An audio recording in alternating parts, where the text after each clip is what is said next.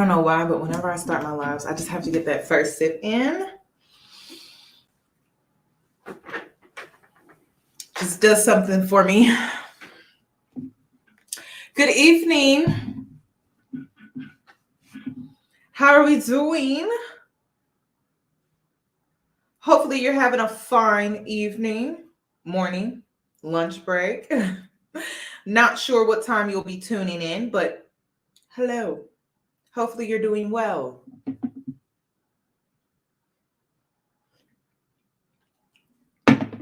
I just wanted to do a reaction video.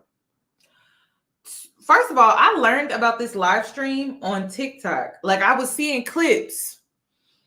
They kept popping up in my newsfeed, and I'm like, who is this guy? Who is Destiny? So I just learned about him literally about a few hours ago, and I'm like, ooh, let me hop online and do a live reaction. Why not? And then I had to go hunt down the live stream that he was doing. And I'm so impressed. Oh my gosh, I'm so impressed. Finally, intellect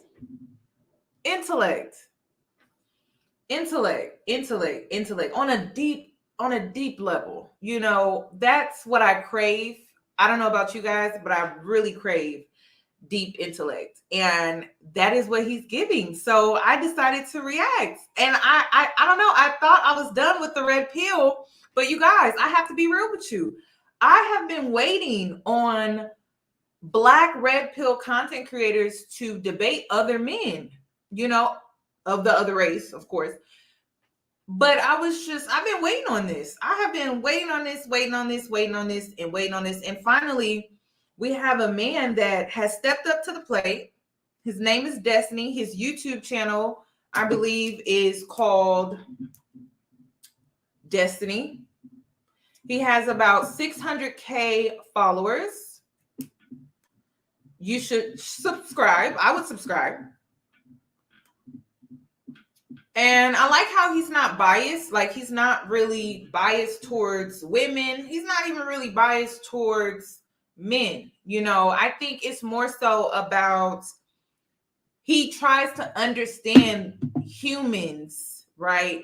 And he puts them in subcategories.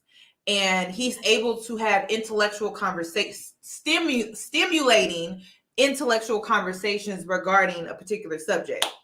The reason why I also wanted to bring this video on my platform is because he shares a similar frustration when it comes to trying to communicate with Black people who haven't done any type of work on themselves, like no type of healing or anything like that. And so in this video, in this live, you'll see how it's so hard to communicate with an emotionally unstable person. Like, they lack emotional intelligence. The only thing they really know how to do is throw around assaults, and it's almost like you can't even really get your point across because you're being insulted the entire time. So you guys will see what I'm talking about. It's the main reason why I haven't debated any of these men in the male space, because I really don't think they know how to hold a legitimate debate without insults, without disrespecting one another and things like that. And y'all know I'm not about to sit here and be disrespected for money and views.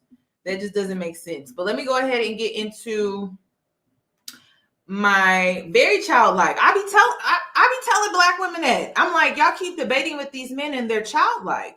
And it was so interesting because when I was watching towards the end of the live, he got so frustrated. And I'm like, oh my gosh, it's not just me. It's not just me. Like, I'm not being overly sensitive. It's not that I'm just not simply getting my way. I get frustrated, y'all, trying to communicate with Black people. And I have to say Black people because it's women too. It's women too. If they are not emotionally intelligent, emotionally stable, I don't want to have a conversation with them. I don't want to debate with them about nothing. They got it all figured out. They right. I'm wrong. Whatever. I do not want to have a conversation with them. Hey boos, in this video, I give commentary based on my opinion. Nothing is to be taken as factual. We are just here to have conversation. We don't expose and we don't sip tea on this channel. I'm giving you real talk straight, no chaser. Let's see if you can handle it.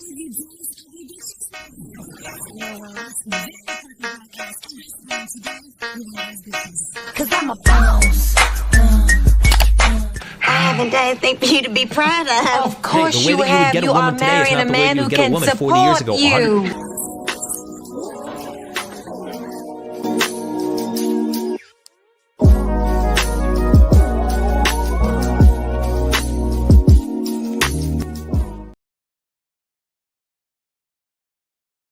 Alrighty, let me go ahead and add this to the stream here.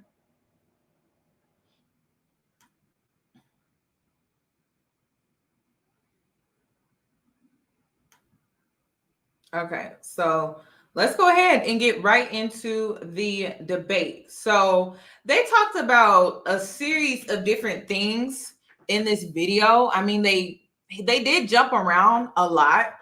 So hopefully you guys can keep up. It was so interesting because Destiny in this video had to keep notes because they, you know, when you're trying to have a direct conversation about one particular subject, they tend to jump around a lot and they throw a lot at you to the point where it's like, wait a minute, you know, and it's like, it almost feels like you can't get everything out that you need to really get out, which makes the debate just chaos. And you'll see.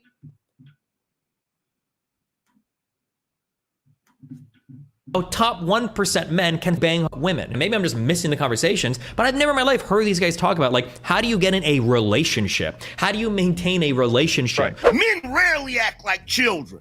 Women almost always act like children. Men built this world and continue to maintain this world. If women took a day off today, if all women took a day off today, no one would give a shit. If all men took a day off today, the world would come to a crash and halt. What are you talking about, dude? Are you screaming at me or him? I'm screaming at you. Okay, well, firstly, you came here acting like a child, saying men don't act like children, so I think that's very funny. Okay, first of all, number one, hey, hold on, I'm not responding. Debate of male feminists with blue hair. Take game advice from them. I wouldn't do that. Yeah, no, I wouldn't take game advice from them. That's how they be but talking. As far as when he's in a debate with the chicks, when he makes a point, he lays out an argument, they make a counter argument, and then he counters their argument. Is he correct or incorrect in what he's saying? That's what I look. Okay, come on, somebody got background. Is he correct or incorrect in what he's saying? That's what I look at when I'm analyzing it. That's it. That's pretty much it. If they listen, if they want to bring me on, just tell them to DM me on Twitter at the Yoni Liberal and give me a link and I'll hop on. Oh, how's it going? It's going good. It's going good. Yeah. So I don't even know where to start, but what prompted you? To come on up? Well, I mean, I stream a lot. You're live right now on your channel, if I understand it right. Yeah, I'm always streaming usually. Somebody in my chat told me. Okay, cool. So that makes sense. Yeah, okay. So man. So by the way, Destiny was listening in on the black man's channel. I'm not sure what his channel name is. Let me see if I can find out. His name is Bernard Riley. And Bernard Riley was on Fresh and Fit's channel debating. And then there's another man by the name of Angry Man. Like, that's his actual name. That was the man that was yelling in the beginning clip that you guys saw. So now that we have caught up, Destiny is the white guy, you guys, the guy with the blue hair. Okay. He went and debated on Fresh and Fit. He also jumped in on Bernard's live while he was live streaming to have a debate. So this happened kind of like randomly, spur of the moment type thing. So let's continue. Manosphere dudes are getting triggered by a Fresh and Fit appearance, so I thought I'd stop by. Not triggered. Just broke it down and analyzed some things. I guess I'll start right there with the clip that I played.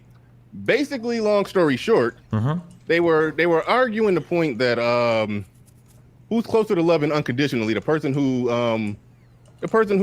essentially requires less conditions, and you argue that the person who requires more conditions is a person that for some reason was more likely to love, more closer to loving unconditionally. And it definitely seemed as if you conceded the point towards the end.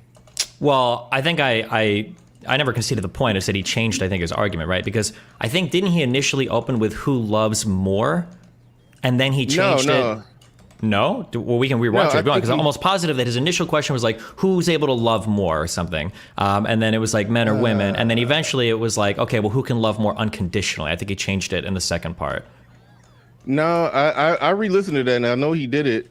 He did it early on. I'll try to pull that up. It's going to be kind of hard to pull it up. I mean, I don't know if that's that important to you that we need to pull it up to make sure we get that part right. But I do know he said that who's more likely to love unconditionally. I do know for a fact he definitely said that. And it did seem like you came to understand it later. I know you're saying that he changed his point later. You're saying he changed his point later, but no, I think he said it from the beginning. You probably just didn't hear it. Maybe I misunderstood it initially. Yeah, I don't know.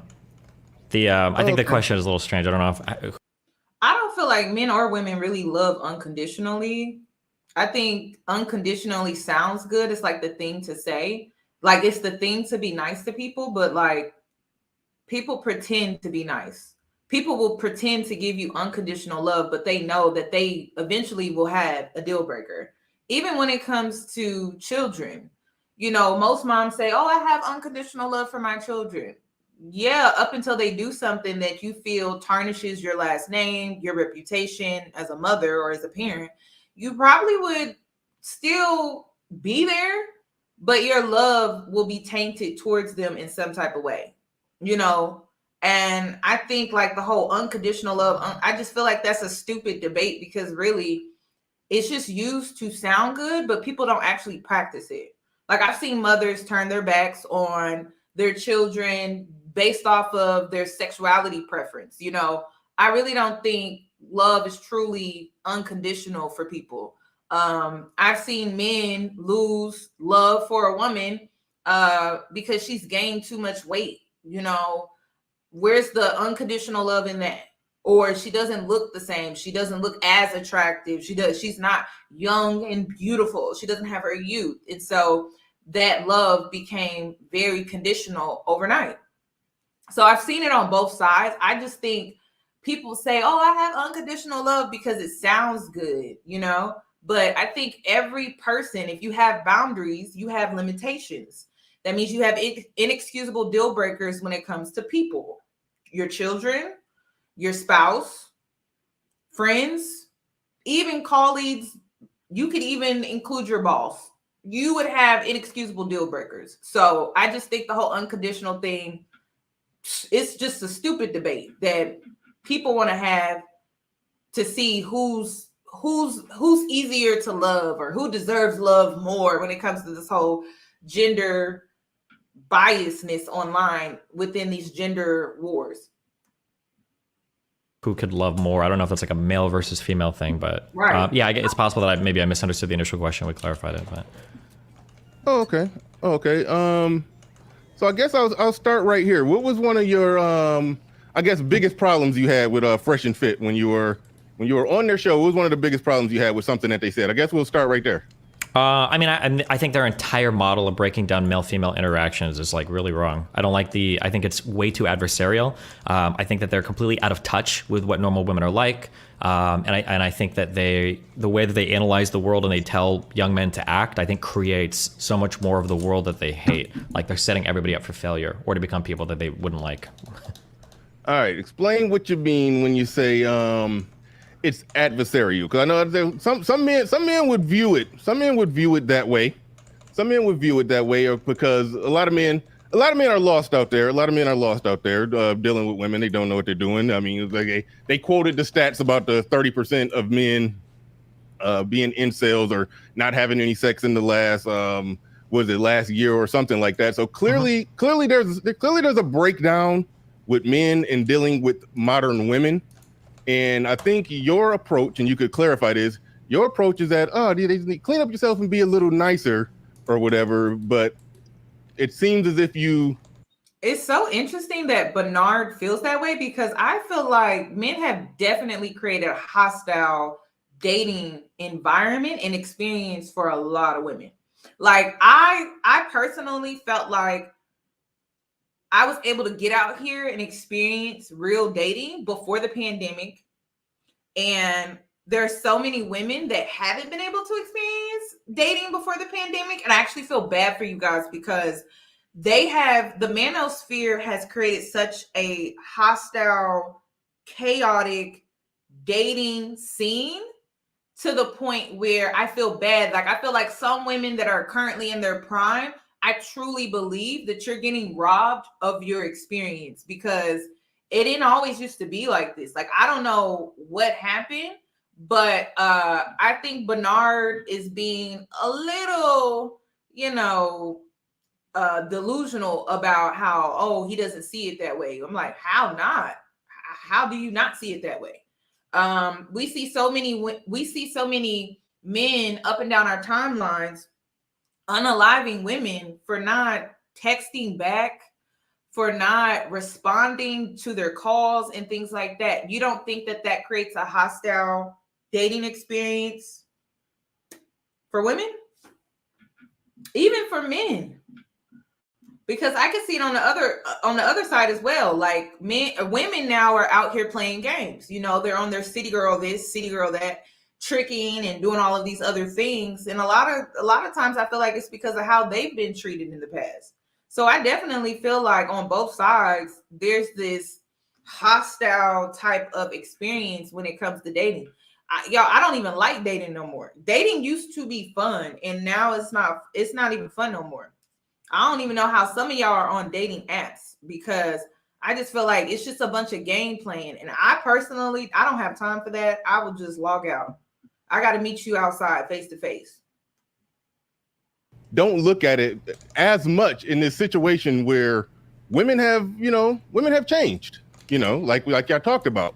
They can work and make their own money. A guy making enough money to basically put a roof over her head, that's not enough. He has to be able to do more. He has to be able to present more. And if this regular woman who would get with a regular guy who could, put a roof over her head and that was enough, is basically saying this regular guy has to go above and beyond regular just to get with a regular chick. So that,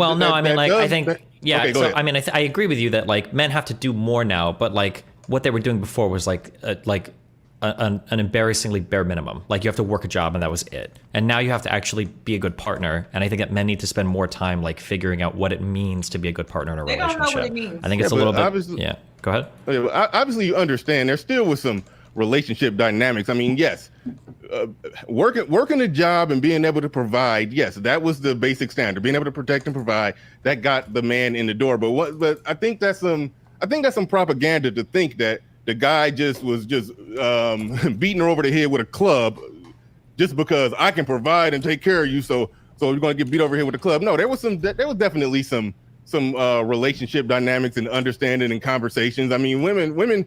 I don't buy the idea that women were just as downtrodden and beaten up by these men who they needed. I think it's more so a situation that when it's not about making things equal. It's about speaking on the truth. It's about speaking on the truth. There are men out here that get tricked on and manipulated. It is what it is. It's the truth. But again, and this is my thing. How can you invalidate the next person's experience just because you can't experience it? There are men out here that get tricked on, and then they tend to turn revengeful. The same thing that women do. Now, you guys can debate about who does it more, but that's just me speaking on the truth. It don't have nothing to do about being equal. It has everything to do about the truth. There are women out here who trick on men. They set men up, they rob men, they do all type of stuff. Just because you're not doing it doesn't mean it's not happening. Now, again, you can debate on whether or not it's done more by men than it is women. Now, me personally, I tell y'all this all the time. Men lead in my mind. That's how I was raised. So a lot of these women are out here doing the things that they're doing because of how they are being treated. They're picking up the ways of these men. I will give you that. But to sit up here and try to make it seem like women are not out here doing that type of stuff, they are. And then we, the women who don't participate in that type of activity, we get caught in the crossfire, and then we have to dealing with the crossfire. Like, some of us put ourselves out here, we're trying to make an emotional connection, but because this man has dealt with this woman that's been emotionally unavailable, just manipulative, emotionally unstable, now we have to deal with his brokenness. It happens every day. But I do feel like I do feel like women are out here following the ways of man. I do feel like that. So I will always put men up here. If you want me to see you as a man and you want me to see you as a man to respect, I'm going to always put you above women, because I expect for you to be a leader. So leaders tend to be further out when it comes to a herd. You know, they tend to be further out. So if you want me to see you as a man, you want me to see you as respectable and a leader and all of this, women are following in your footsteps. Now, you can determine whether it's a good thing or not. I also notice how a lot of Black men particularly, they tend to distance themselves from their seeds. They really don't think that their seed has played a major part in the corruption of the Black community. Somehow they have distanced themselves, and they'll say, oh, that's Pookie and that's Ray Ray. Okay, well, how did Pookie and Ray Ray come about? How was the seed? How did your seed eventually grow into a male? You had to give something in order for that to happen. But a lot of these men, somehow they're able in their mind to disconnect themselves from their seeds, even their daughters, which I find that to be interesting as well. They'll say things all day, every day, how Black women don't know how to behave, they're hyenas and things like that. Well, who's raising them? Because I was raised by a father. I know when I step into a room, oh, I need to seek out who's the authoritative figure in this space to ensure that I'm respecting the environment that I'm in. There are some children, both men and women, that don't know how to do that, don't know to do that, because they didn't have an authoritative figure in the home. So you guys can sit up here all day and do this back and forth, back and forth, back and forth, back and forth. But at the end of the day, the community, which involves unity, took two to create, man and woman. So y'all can sit here and try to put it on this person, put it on that person. Again, I will always hold men up here because I see them as a man. If I didn't see them as a man, I wouldn't put them up here. So as a man, that comes with a certain level of accountability. As a man, that comes with a certain level of leadership. As a man, that comes with a certain level of, you know what? Let's find a solution, not place the blame on others that I'm supposed to be leading. Doesn't make sense to me. So you guys, like I said, we can go back and forth all day, but the truth is the truth. And then some of these women are out here, they don't know how to make an emotional connection with men because they never had a father. They never had a father that they emotionally connected to. And just because a father was there, that doesn't necessarily, a Black father in the house, doesn't necessarily mean that a woman knows how to make an emotional connection either. Because there's an emotional disconnect in Black households, even among the mothers. We can go both ways. Are you emotionally connected to your mother? Can you go to her and confide in her when it comes to some of your experiences? Are you able to confide in her emotionally? A lot of y'all are going to say no. She'll shut you down, shut you out, and say, shut up, or get over it, or bring up all the sacrifices she had to make. I've seen it on both sides, y'all. And I tell you guys, the difference is you got the healing, the healed, right? Meaning you've reached a certain point in your healing journey where it's stable, right? Where you're emotionally stable, or you have the unhealed. And it's not about gender. Y'all want to make it about gender. The only part that I can say, oh, we need to make this about gender is Black femicide. Because those numbers are ridiculous. But when it comes to these little like social constructs and these little domestic disputes that don't really involve violence and homicides and stuff like that, it's like, come on, like I see it both ways. Right now we're speaking on the dating scene socially. And it's a mess on both sides. It's not getting better either. So y'all got to understand, like, it's not, y'all, it's not. And if you get out here and you try to make friends with women, you'll see what I'm talking about. It's not just these men. Like, these women are something else as well. Try to go outside right now and try to make friends with women, and then you come back and you tell me what your experience was. Sometimes women need to go on the outside and come through just like a man would have to see what your experience would be like. Go out here and try to make friends with women and see what your response is. What is your experience? When women needed men, families worked out. Soon as women didn't need men, now all of a sudden families don't work out. To try to circle that back and try to pin that on men for not being nicer or not doing more or not going above and beyond to be a better, to be an above average man for this average chick that she should be happy with him. You're telling men basically get out there, tap dance in a top hat and be excellent for these chicks. You know, yeah, what you're saying is be excellent or pull up or like go above and beyond. I would view as like bare standards for being a decent human being. If your only way of getting a girl ever was like relying on the fact that she couldn't work, that means you're a weak man. That means that you just don't offer anything. You're nothing. Like, you're just a body that shows up at a factory, puts something together, and then goes home and thinks that that's enough to like land you some sort of relationship. And in the past it was, but I think it's a little bit sad that our standards would revert to that, and that we think it should go back to that. Like, oh God, like this woman can work, you know, a job, and now the fact that my paycheck isn't enough to win me a wife means that I'm completely and totally lost and hopeless. I think it's time to like step up and like be an actual decent person, like figure out how to be emotionally available in a relationship, figure out how to be a good partner, figure out how to make a woman date you, other than the fact that like society says she's not allowed to work a job and get a paycheck. I told you guys that Black men particularly have been able to get along. They've been able to get by with doing the bare minimum. And I experienced it in my own childhood. Y'all know I grew up with a father, but I felt like he could have given more emotionally, and he didn't. So now I'm in therapy for abandonment. Crazy. I know. But apparently emotional abandonment is just as bad as physical abandonment. So a lot of these men in their mind, they really think, oh, if I'm providing this and providing that, I'm there. I'm in it. No, you're not. You're not in it.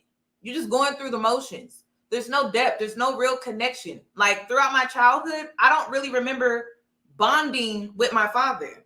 It was more so dictatorship. Like, you need to do this, you need to do that. And so now in my adulthood, when it first started, because it starts at 18 with Black folks, y'all know how that is, right? I never came to my parents really for anything because there was no bond. So once they stopped doing for me, there was really nothing to talk about. So through therapy and reestablishing my relationships with both of my parents, to be honest, I had to learn how to bond with them. I didn't even know how to bond with my own parents. And I know that sounds crazy. So I had to learn how to bond with my father. Like, we really didn't have nothing really to talk about. I stopped playing sports. That was another thing. Me and him would talk about sports. But when I start to grow up, I become an adult, I start doing my own thing. I'm into other things outside of what they introduced me to when it came to life. We just don't have that much in common.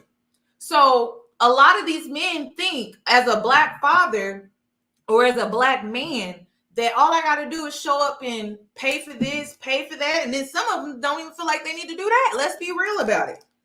But that's not enough. That's not enough. And so now that women, modern day women, don't really need you financially, you don't even know how to bond with your woman.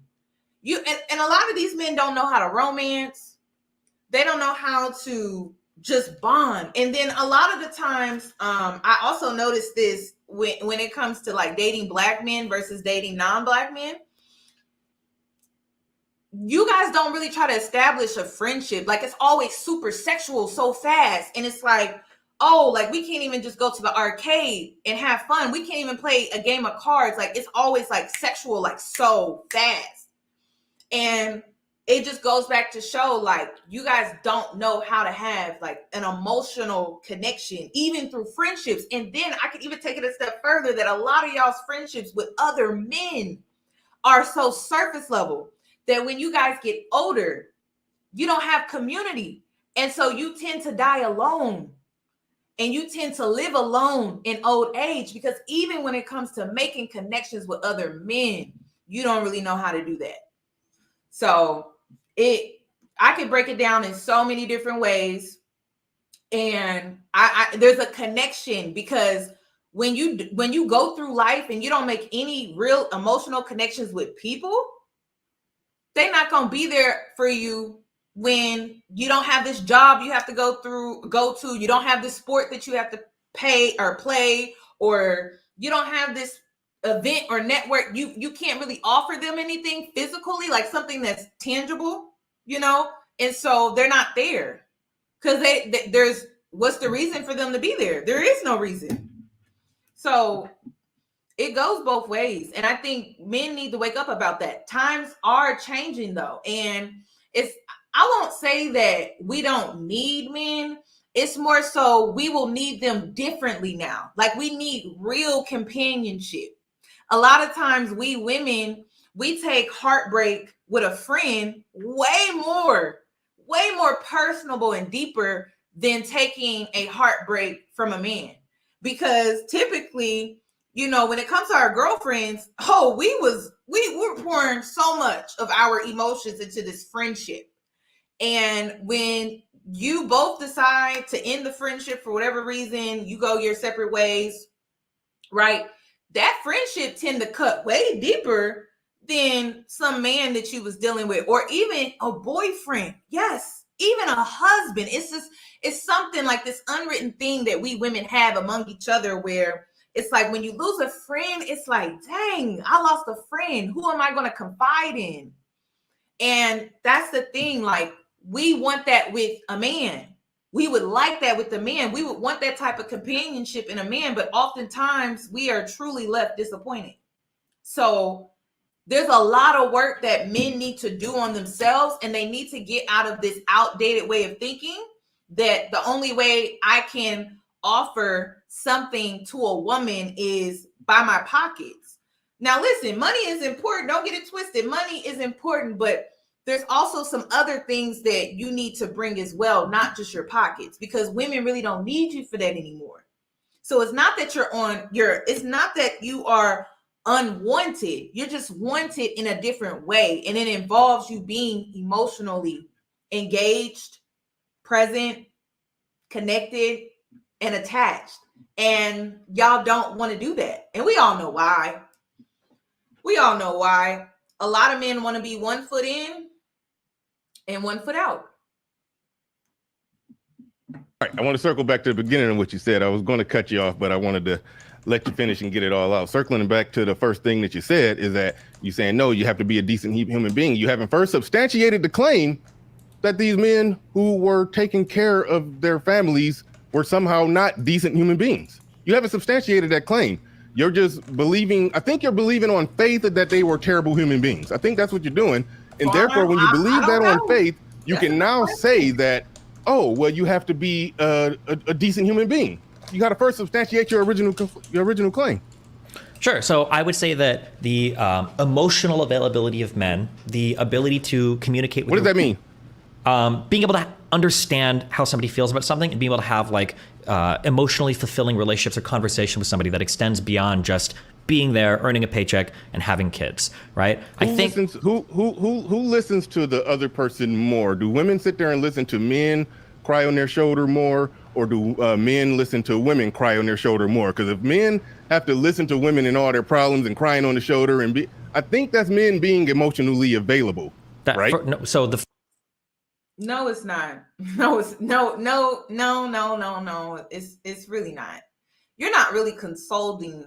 You're not consoling her. You are Black women. Let's have a conversation for a sec. Have you ever tried to express your emotions through your experiences, right? So a lot of times, Black women, we get labeled things like hyper independent. That's a huge one. Masculine, right? But what men don't seem to be able to recognize is that that's a woman's trauma response.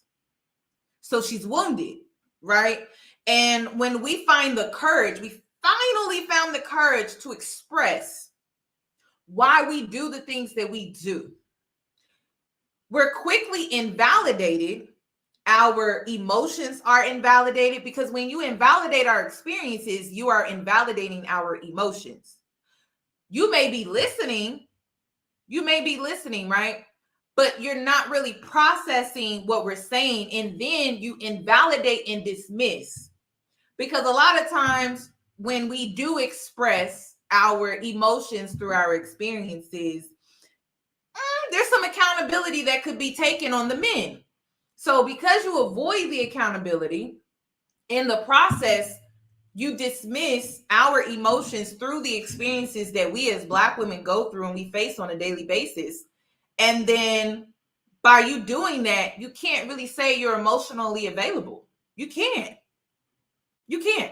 And then Black women, another thing is, when you go to these men and you finally open up to them, you can tell they're not really engaged with what you're saying. You know, when I'm engaged with people, y'all know I mentor. So when people come to me in my mentorship program, right, and they express some of their experiences and they express how they felt in that moment, I validate them by saying things like, I'm sorry you went through that. I'm sorry you went through that. I'm sorry you had to experience that. You know, that's me validating their experiences and their emotions, because there was an emotional reaction to the experience that they had. So you want to tell me men know how to do that? He thinks listening is being emotionally available. And this is how disconnected, this is how stunted they are emotionally. And it's really bad. Like thank you. Active listening is huge. So I'm a very active listener, because I know what it's like to be ignored. When I was younger, I was dismissed a lot because people felt like I didn't have anything important to say. So I'm such an active listener that when I'm listening to people, I try to validate that I'm listening by saying, I'm sorry you went through that. I'm sorry you experienced that. You know, that's consoling someone. That's being emotionally available. That's being an active listener. That's being emotionally available and intelligent as well. But a lot of men don't know to do that, you know. And then a lot of them try to take the approach of body language is huge, but a lot of them try to take the approach of like handling their emotions in a very toxic way, like suppressing it, pushing it aside as if those emotions are not there, or just ignoring them and acting and pretending to be unbothered. And so they force that process on women oftentimes, and then we're forced to process it in that way. And that's not being emotionally available at all. That's being emotionally neglectful. And that's the problem. This is why women are walking around like, oh, I don't need no man. I don't need no man. Well, she really don't. When you think about it, if you're going to be emotionally neglectful and she making her own money, she might as well be single. She come home from a hard day at work and she can't even open up to you about her experiences, and you validate her experience and her emotions. What's the point of you being there? And this is why men are trying to get in that top, 1% of men, where they're the macho millionaire. Everybody's not going to get up there. So what do you tell everyday average men that make a decent income? They're financially stable, right? They can put their bills on auto pay, right? What do you tell those men? You should teach them to be emotionally available. Fact that your emotional vocabulary is limited to either extreme anger or crying on their shoulder is showing exactly what I'm talking limited. about. Those were the examples that I gave. No, those are those you gave. But every single time I'm talking about this, like people will go like, "Oh, like guys have to cry and break down." Like there is a whole gamut of emotion that people can experience. And if being emotional or understanding emotion is just like somebody crying on somebody's shoulder, there's way more to life than that. There's way more emotional experience than that. And I think that historically, I think that the archetype of man has typically been one of like stoic, emotionless, doesn't talk to anybody, has PTSD and commits suicide at 3x the rate, but doesn't complain about their problems, goes overseas, kills people, doesn't report about their depression, comes back and goes postal. Like these are like the classic, like problematic archetypes of man that I think we're like kind of sort of having to work through now in society, because it's not enough to be that now and get a wife, because you can't just capture them with paychecks like Pokemon.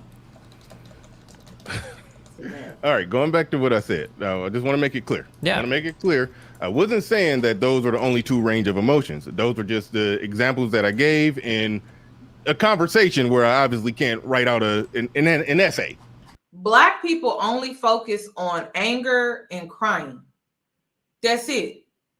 They don't focus on disappointment, optimism, being optimistic, happy, joy, sad. Black people are extremists. And I keep telling people this. Like, people look at me like I'm crazy, but I'm like, Black people are extremists. We're either angry or we're happy. And the reason why we jump from one extreme to the next is because we're traumatized, okay? So we only worry about things when it's extreme. We don't know how to identify things within ourselves when it's like somewhere in the middle, you know? We really don't even know how to express ourselves for real when it's not extreme. It always has to be extreme. And I noticed this because when you start to go to therapy and stuff like that, you start to gain emotional intelligence. And it's like, wow, like Black people really be jumping from one extreme to the next. And when you start to see them do that, it's like, oh my God. And it's because the only time they respond is when they're happy or when they're triggered, and then that turns into anger, and then they lash out. And so when you grow up in an environment, because I grew up in an environment like this, I really didn't notice, like, dang, my parents, they be yelling, they loud. My family is loud. I don't think we know how to have a conversation to each other. We tend to talk at each other. So we yell, and when we're happy, we're joyous. That's the thing. And a lot of people say, "Oh, that's just the chaos of that's just the energy of having a family." But I'm like, is it? Because we're joyous and happy one minute, and then we yelling and fighting at each other the next. I don't think that's healthy. There's no balance with that. So I don't think Black people truly know how to express their range of emotions. And a lot of times I think it's because we just suppress how we feel a lot more than we think. Way more than we think. Yeah, we tend to see a lot of passive aggressiveness as well. And you guys, you don't have to go to therapy to gain emotional intelligence. You don't. I mean, it could help. It could be a start. But there are so many videos, there are so many books out here to really understand emotional intelligence.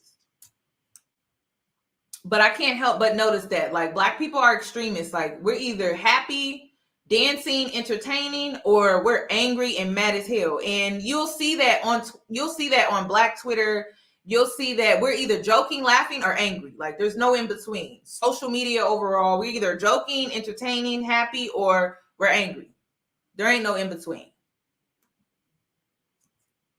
So when I said crying on the shoulder or listening to her problems, like women come to the table with more emotions. They're more emotionally volatile. The person who they typically dump that on is the man. So I'm saying right there, even though men may not, be as talkative and want to throw all his problems on her, the fact that he's there, like who's the guy who's there and listening? Who's the guy who's there and listening to her and talking to her and even helping her and giving her advice and even solving a lot of those problems, to try to say that, again, the term emotional availability, emotional maturity, I think, first things first, those are not really measurable, tangible, quantifiable terms. And women like to live in that safe space of talking about things in a way that they can't quantify it. But that's fine. Even if I go with you down that rabbit hole, that man lives with that woman for 24 hours. I don't think it was a time, well, maybe you go back far enough, but it's not a situation where men are just popping women in the mouth saying, "Shut up, I don't want to hear your problems." No, men, that's part of the deal. That's part of the deal. I think a small percentage of men could just beat their chest and say, I ain't listening to your problem, go tell your friends. But I think most men are there for their women. So you're coming at it from a perspective. Again, I'll go back to the point that I don't think you properly responded to. Again, this man wants praise for being there. That's it. He does not know how to be emotionally engaged. And you guys, this is why I encourage Black women to date out, because I'm telling you, I don't really think you're going to be able to get that emotional safety net that you're looking for. And I have to be real with you, I'm gonna die one day knowing that I never got it from my father. And I've accepted that. And I still love my father. I do. But I had to come to the realization in my adulthood that I will never get that from him, because honestly, it wasn't given to him, so he can't give it to me. And I had to accept that. Like, there are things about your parents that you just have to accept. So I really don't think you're going to get it from Black men unless they have gone through some type of healing journey. They've done some type of work on themselves, and they're fighting that. They're fighting it tooth and nail, and it's really sad to watch. But I really don't think you're ever going to get that from a Black man, because he can't give that to himself. A lot of y'all are expecting these men to give you something that they can't even give themselves. And it's sad. And when I look at my dad, I'm like, damn, I wanted him to give me this, I want him to give it to me so bad, but he can't because he doesn't know how. And it's really sad, y'all. So I had to learn how to forgive through understanding.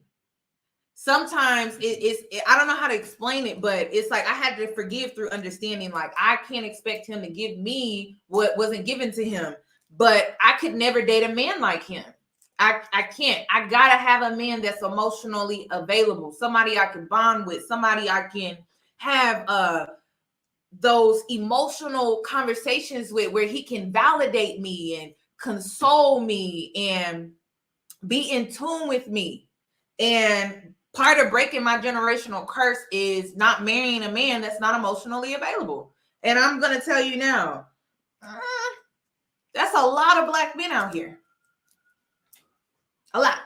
Because they have it programmed in their mind that being here, just being present, being physically there is enough. But not really giving anything emotionally. I don't have to do that. And it's really, really sad. So just giving you a wake-up call, sis. Call a spade a spade. It is what it is. But a lot of them don't know how to give it because it wasn't given to them, and it's part of their trauma. And because they don't want to go through no type of healing process, they can't give it to you. Started with the notion that men were just naturally bad people, and then Never now said the that, game. but... Okay, well, you technically did when you said they need to be better people. Yeah. That implies that they weren't as good and they Sure. need to get better. Yeah, I don't think men were bad. I don't think well, okay, but I still don't think you substantiated that claim. I still don't think you substantiated either claim. Yeah, okay. To be clear, I don't think that men were bad, okay? So I've written down what you said, and I disagree with almost every single point you said. I think all of these are wrong. Okay. So one, you said women come to the table with more emotions. They might come to the table with more emotions, but that doesn't mean they have more emotions. Men have plenty of emotions that they have that they just don't know how to process and they don't know how to work through. If I had to guess, it's probably because from a very early age, men aren't really taught properly to deal with their emotions because we tend to externalize things. When boys get mad, they want to punch and hit things, and parents will say, no, don't do that. So you're kind of taught to repress from an early age, whereas women tend to express things more through talking. Hold on, wait, hold on. You just talk for a whole 5 minutes. I got you. I'm giving you the thumbs up. You got it. Okay. You got it. So when women express emotions as children, it tends to be through things like crying or complaining, and that's okay. So they're usually taught to process those emotions healthier, right? I think men tend to carry more of this up baggage, repression, and shit with them through life. I think this is why men comprise 80% of suicides versus women, right? I think it's because men have a lot of emotional problems that they can't process. When you say women are more emotionally volatile, I hear this claim over and over and over again. Women are more emotional. Women are emotional. Why? Oh, because they cry more. For some reason, anger is never viewed as like an actual emotion by any of the red pill community. When we say women are more emotionally volatile, do they cry more? It is. Yeah, sure. But like guys will bump into each other at the club, scuff their shoes, and then somebody's dead like 5 seconds later, right? Like how many, like when you're hearing about things like domestic violence, like who's causing more of the damage? It's men. When you're looking at things like violent crime, like 98% are men, right? So when we talk about like who's more emotional, like yeah, women might be more sad or they cry or they do things, you know, some of the times. But I would argue that that sort of emotional expression is way healthier than guys that kill themselves over stupid shit.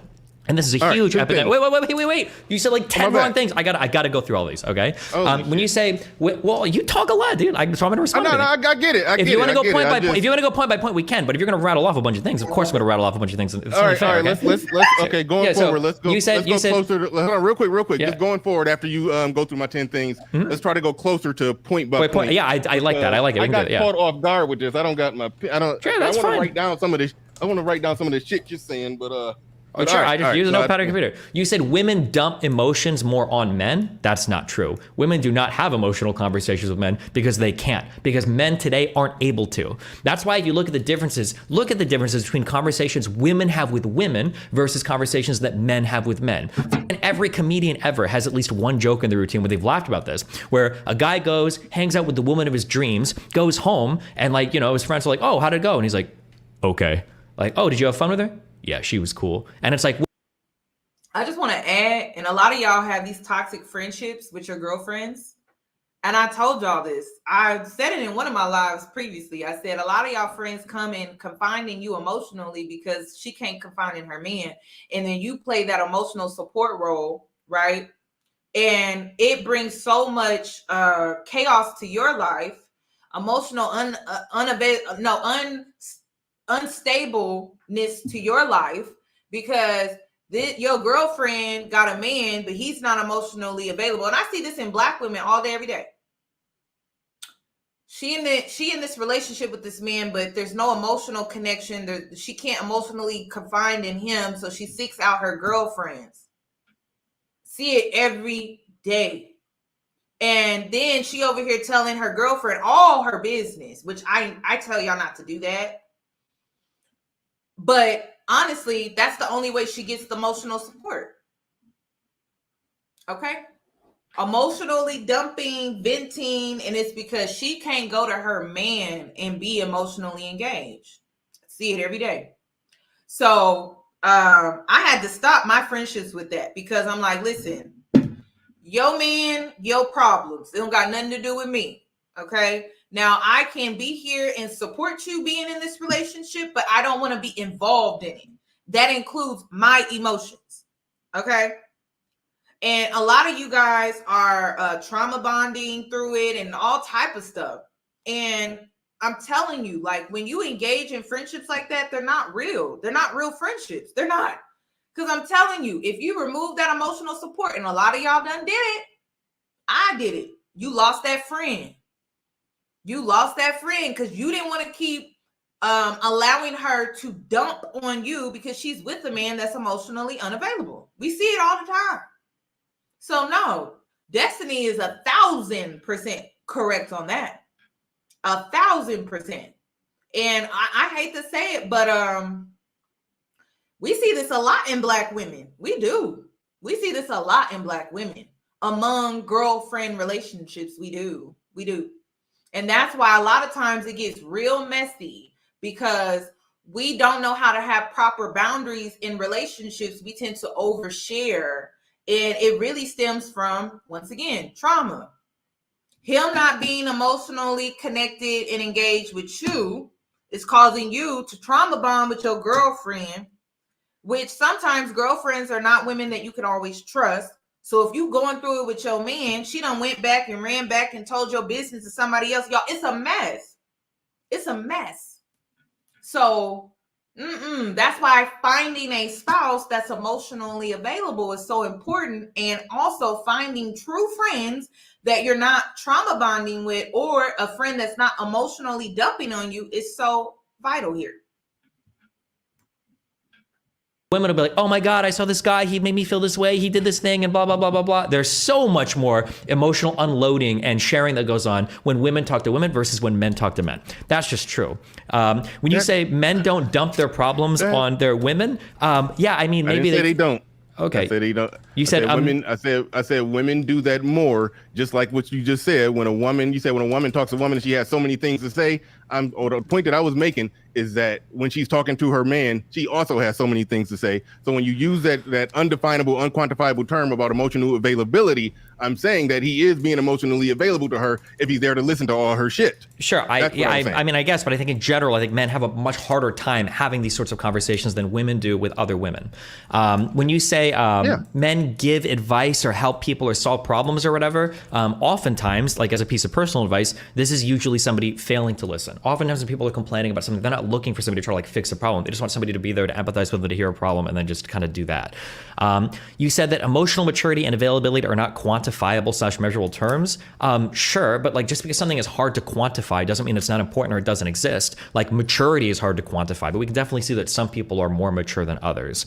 Women want to talk about things they can't quantify. I mean, men talk about, dude, half the Redpill conversations are about things like sexual market value. And the last I checked, there aren't any like PhDs publishing math papers on how to like measure that concretely, right? Like these are like, everybody talks about these types of dynamics that are really hard to quantify. You say men live with women for 24 hours. It's not. You say men live with women for 24 hours. What the whole classic archetype and joke of a guy is, I want to get home from work and I want you to leave me the fuck alone, right? How many old sitcoms, how many episodes of Roseanne or All in the Family or any of these like old sitcoms, it's like the guy comes home from work, he sits down, and as soon as he does, the nagging wife comes and it's like, did you do this with the kids? Did you do that? And the guy's like, just leave me the fuck alone. Where do you think the concept of a man cave came from? Men work, they come. Hold, let me finish. I gotta go through. If you want to go point by point after we can, but I gotta respond to everything. You're streaming. Hold on, real quick. You're streaming live on your show, so I understand this is like technically your show too. So I don't want to, I'm being fair, but you're floating a lot of shit out there. Yeah, I agree. That's how I felt when you were speaking. That's why I wrote it all down. Yeah. That's why I said after you finish, two things. After you finish, okay, you got two more things. Yeah, after that's you finish your two more things, we're gonna go point by point. That's fine. So therefore, I'm cool with that. Okay, you said men are.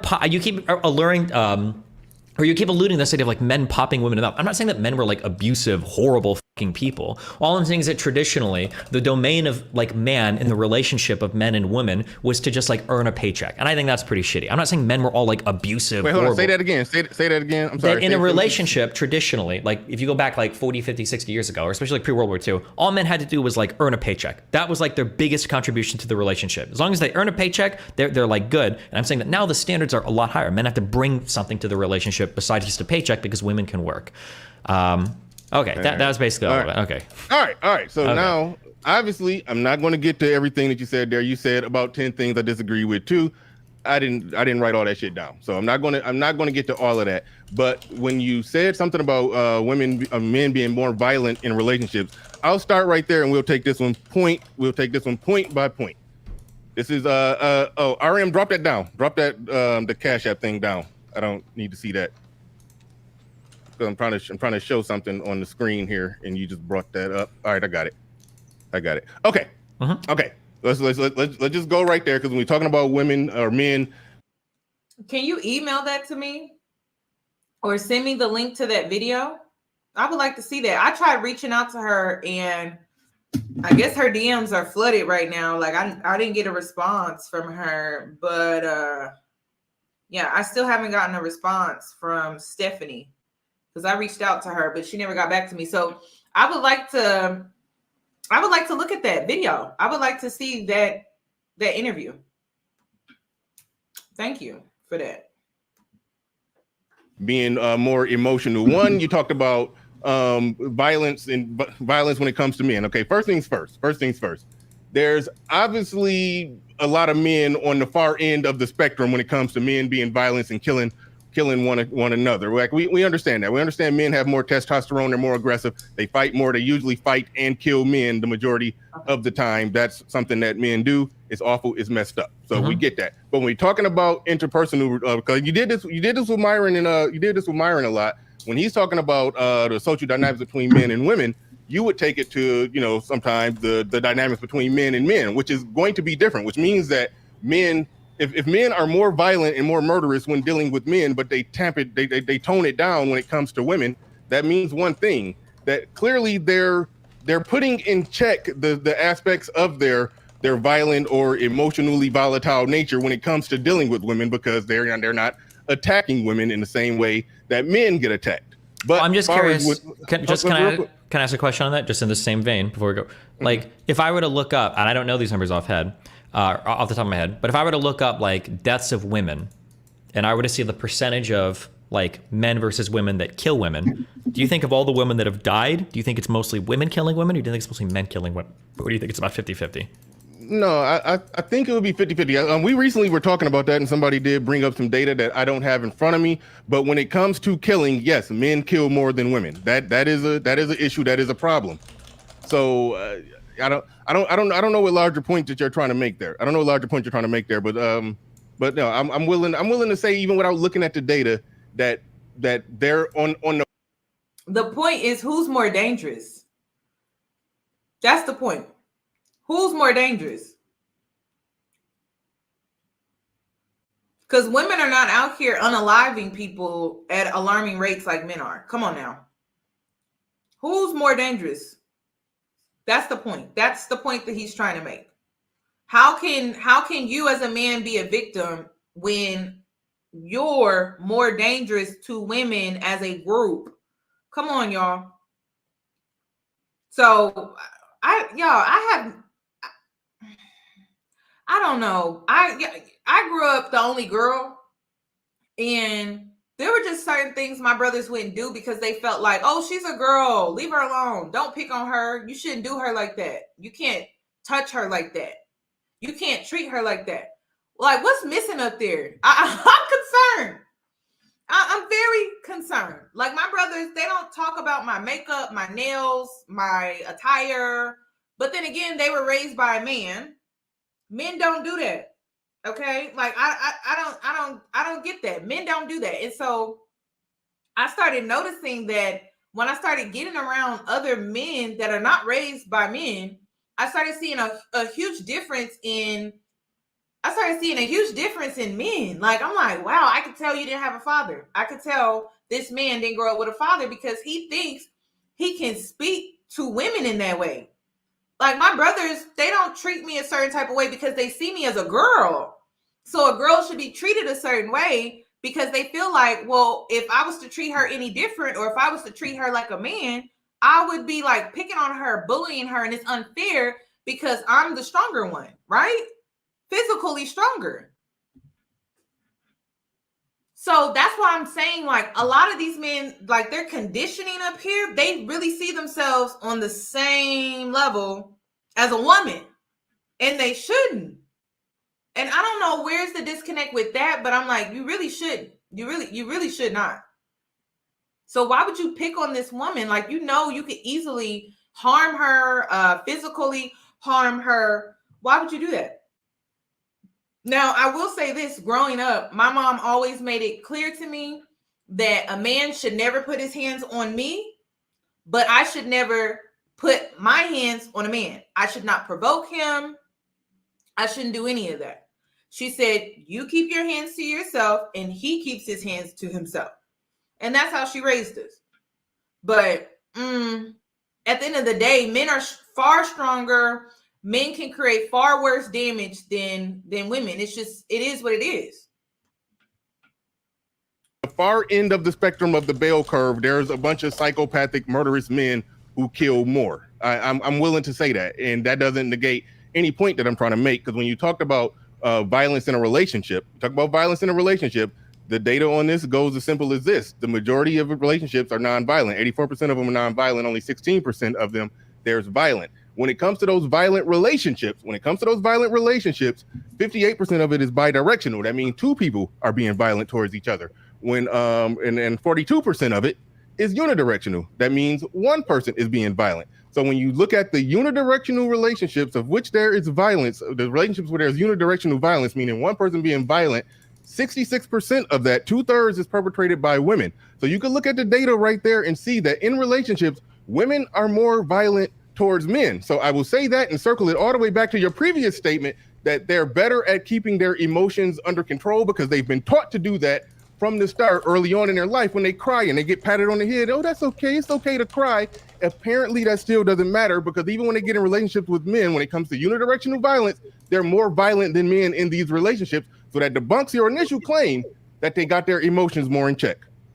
So I don't think having your emotions more in check is a direct line to of all the people that get physically abused in a relationship, who's more likely to do some of the physical abuse? Because the first question would be, well, how many relationships are physically abusive? Because if all the relationships, if like 5% are physically abusive, of those 5% of the women and then that 5% that abuse their partners, does that mean that all women now have less emotional control than men? I don't think that's like a non sequitur data-wise. Say that again. Sure. I think the disconnect is like his level of intelligence, y'all. Okay, so basically what I'm getting from Destiny is that he subgroups these talking points. And when it comes to violence on domestic violence, right, in relationships, well, first of all, subgrouping domestic violence relationships, right? Then he would further break that down. Black men don't know how to subgroup statistics. That's why they walk around saying, oh, black men marry at 85% black women out of 30%. They don't know how to create subgroups within statistics, y'all. That's why it's a disconnect. That's why I don't want to have a conversation with them, because they would drive me insane. They would drive me insane. So debating them we're not going to get anywhere, because you have to know how statistics work, and a statistic can be broken down into so many subgroups, and they tend to focus on the main group, which is why there's so much confusion. That's why I just don't like having conversations with them. So what Destiny is trying to explain to him is that, okay, men are the most violent, right? But within that subgroup, you do have domestic violent relationships, but then you also have single men. Then you also have to take into account that we need to separate domestic violent relationships versus the type of violence where people are actually, unalived, homicides, all type of other things are included in men being violent statistically. But he just wants to focus on domestic violence. And just to be real, okay, 40% men are victims in domestic violence disputes. That's pretty high, right? But this is the thing that leads to other components in this conversation. So that means like the woman was the perpetrator at 40%, right? So that means a woman provoked the situation, but then they are still considered to be more violent because it leads to a woman being unalived. So he wants everyone to focus on the fact that, okay, 40% when it comes to these domestic violence relationships, women are the perpetrators. Okay, we can acknowledge that, but what's the statistic for how these women are unalived in some of these domestic relationships? I don't know. And then you have to even break it up from there, because you have to break it down from there and ask, well, how many homicides are there as well? Like there's so many factors when you think about men in violence and how they're more violent than women. But he just wants to focus on domestic violence. So that's why I don't like having conversations with them. I don't like having, and I don't like speaking about statistics with them, because I'm like, there's so many other components that you have to figure in when it comes to these statistics that they recite. I got to be real with you. They just be reciting things that they didn't heard another man, and they didn't even look into it and really break down the statistic further and look at all the other subgroups that may be a part of the majority. So yes, they come across like intellectually dishonest, and that's what Destiny is experiencing right now. So you're trying to take the minority of relationships that involve physical abuse, and you're trying to say that since women are more physically abusive in the minority of relationships that have physical abuse, therefore we can say that all women are not more emotionally mature than men. That doesn't logically follow. No, I don't get what you're saying right there, because clearly the example that I use the relationships of which there's violence. Sure, but are more violent, so it might be that okay, within okay, all right, hold on. I see what you're doing, and yeah, I don't think you realize that you kind of debunked one of your previous points, because you used the men that are on the violent spectrum or on the killing spectrum and said, men are more this or men are more that. When I did the same thing and I showed data for it, then you wanted to step back and use a broader lens and exclude those. You're bending over backwards to try to take women being more violent. Y'all, see, they don't want to use a broader lens because it would debunk his rhetoric. It would debunk it completely because men are more violent. He wants to focus on this subgroup, which is domestic violence relationships. We're at 40% within this domestic violent relationship subgroup, right? There's a subgroup where 40% of women are the perpetrators in domestic violence, right? Relationships. Okay, got it. But sir, you had to include the majority because the majority always rules. Duh. Like, y'all, you see why I don't want to have these type of conversations? Because I'm like, oh, wait a minute, slow down, wait a minute.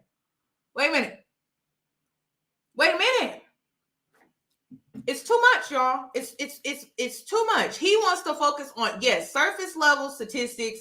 He doesn't understand that statistics need to be broken down for us to really unpack the truth.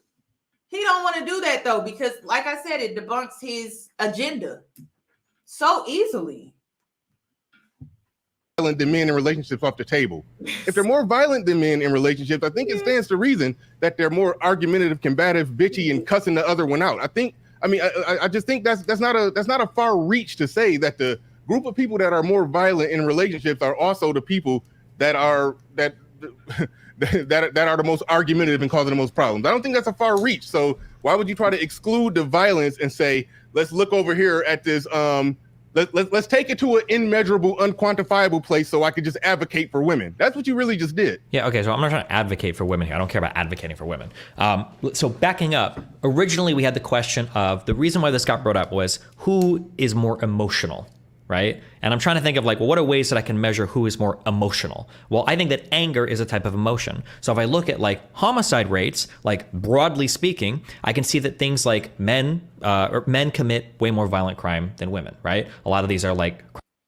Destiny is trying to prove to this man that men are more emotional because anger, rage, it's an emotion.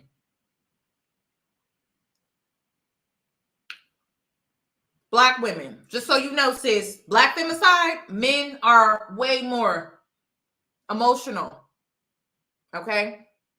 That's what he's trying to get this man to understand. And, you know, I don't know what the disconnect is up there in that brain. I don't know what's going on up in that brain of his, but Lord, I used to think I was slow. Oh my gosh, they're way more emotional. And statistically, it proves that they are. They anger and rage, that's an emotion. And it's practiced through violence. It's just, it is what it is. Crimes of passion, or things you could argue are like stemming from some kind of emotionality, right? I don't know if like a hyper rational person commits violent crime. That was one example. Another example that I talking about interpersonal relationships and social dynamics between men and women. So, well, no, hold on. No, I was broadly speaking. Where this point came up from initially was I was just broadly speaking in response to the idea that women are more emotional than men. Right. And then I gave the example of from childbirth. I think men are kind of taught to repress because it comes out in physical ways, and women are taught generally more to process. And so I think that's why for men it comes out in more toxic ways. So for instance, men are way more likely to commit crimes. Men are way more likely to kill themselves. These were just a few of the examples I gave. Now, if you want to challenge me within relationship dynamics, when there's physical abuse, women are more likely to strike the other partner. Now, they don't do as much damage as men, because even if you got a chart showing how much women abuse men, if we look at a chart to see who ends up in the hospital more or where severe damage is done, that's like 95% favoring men over women. Not to now, ladies, did you hear Destiny? He said women are more likely to strike men, and women are more likely to receive the most damage. Okay, so we end up in the hospital or worse, unalive. So he's validating this man while also acknowledging that it's way worse when the tables are turned. Okay. That's his point. The man knows his stuff. You know, he's very informed. And that's why I wanted to react to this video, because I like listening to informative people. Very educational. Excuse the women that hit their partners. That's not okay either. But if you want to talk about within abusive relationships, hold on. We said we're taking it point by point. Sure. I don't have the data on that. But even if I'm trusting your data, and I know this, and I've talked to countless number of men, I know that's not empirical data, but men men tend to walk it off. Men typically not going to go in the hospital, you know, basically, you know, holding their swollen eye. You know, men typically aren't going to do that. However, I will grant you a point in the sense that men are in position, just in terms of just pure muscle mass, they can cause more violence. The reason that I mean, they can cause more damage. I definitely will grant that. But the reason that I even brought that up to begin with is that you try to let women off the hook as not being these emotional train wrecks. If they're hitting more, they're being emotional train wrecks. And also, it's very much worth pointing out, and it was a video that just went viral, and viral videos are not empirical data, but it's... Listen, I can acknowledge the fact that women are emotional train wrecks. Okay, got it. But even with us being the emotional train wrecks, we don't cause the most damage. It's like we're the bumper cars and you guys are the 18-wheeler smashing into a whole traffic stop. You know what I'm saying? What's not clicking? I don't understand. Bumper cars versus the 18-wheeler smashing into a whole traffic stop on the highway. Come on. Like women, it's a little fender bender type situation. And listen, how about this? If it's really that bad, right? How about you take off your toxic masculinity and call the police? How about you take off your toxic masculinity and file a police report? How about you take off your toxic masculinity and go to the emergency room? How about that? Just a thought. Because y'all feel like y'all too good to do that. Why? You feel like it's a womanly thing to do to call the police? You think it's a womanly thing to do to file a police report? Change the numbers. If it's really that bad, change the numbers. Change it. They have the power to do that. Just a good shining example that's fresh on everybody's mind. Bowling balls are heavy. Household objects and appliances are heavy. You know, a woman just knocked a guy out with a bowling ball, if that video was real. So yes, somebody that you're around the house with, that you live with, that you sleep around, you go to sleep for 8 hours around her, she can do damage to you. So I don't. Sure, I understand this, but okay, we're getting a little silly. We can talk to people, but like if you look at like who's more likely to die from domestic violence, right? It's like 82-18. Women are 82% more likely to actually be killed by their partner than men, versus men are like comprised like 18%, right? The backing up again on the macro level, the reason why I just don't like these statements, you're saying that let women off the hook for being emotional wrecks. I'm not trying to let anybody off the hook. I'm not trying to attack one side. Well, yeah, because you're viewing this as like adversarial. The reality is that men and women are both emotional. Men and women both have emotional problems, and these problems come out in different ways. But I think, and I don't think this is arguable, I think that men for the longest time have not been taught healthy ways for how to deal with their emotions. Do you think that that's true, or do you disagree with that? Do you think that men have been taught? Like that's like and then the examples of that I gave were like domestic violence or like suicide rates or whatever. And I guess we can argue inside of those if you want to get into that. But I think broadly speaking, do you disagree with that point, or? No, I agree that something needs to be done. And this space have talked about that a lot. How when men go to therapy, you know, it's normally a woman, completely different ideology, who's not really processing what he's saying. So yes, there are legitimate issues that men do need. Y'all, all I hear is a bunch of complaining when it comes to his responses. So why don't you encourage men to go to school, get educated, so they can become a psychologist, a therapist, a psychiatrist, to improve these areas within men. All I hear are excuses.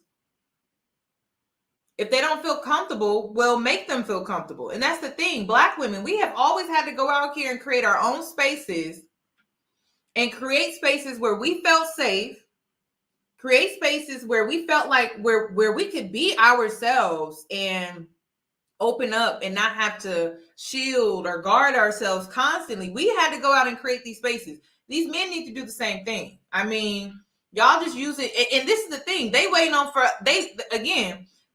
on women to do it, but it's like, we can't force y'all to create these spaces for yourselves.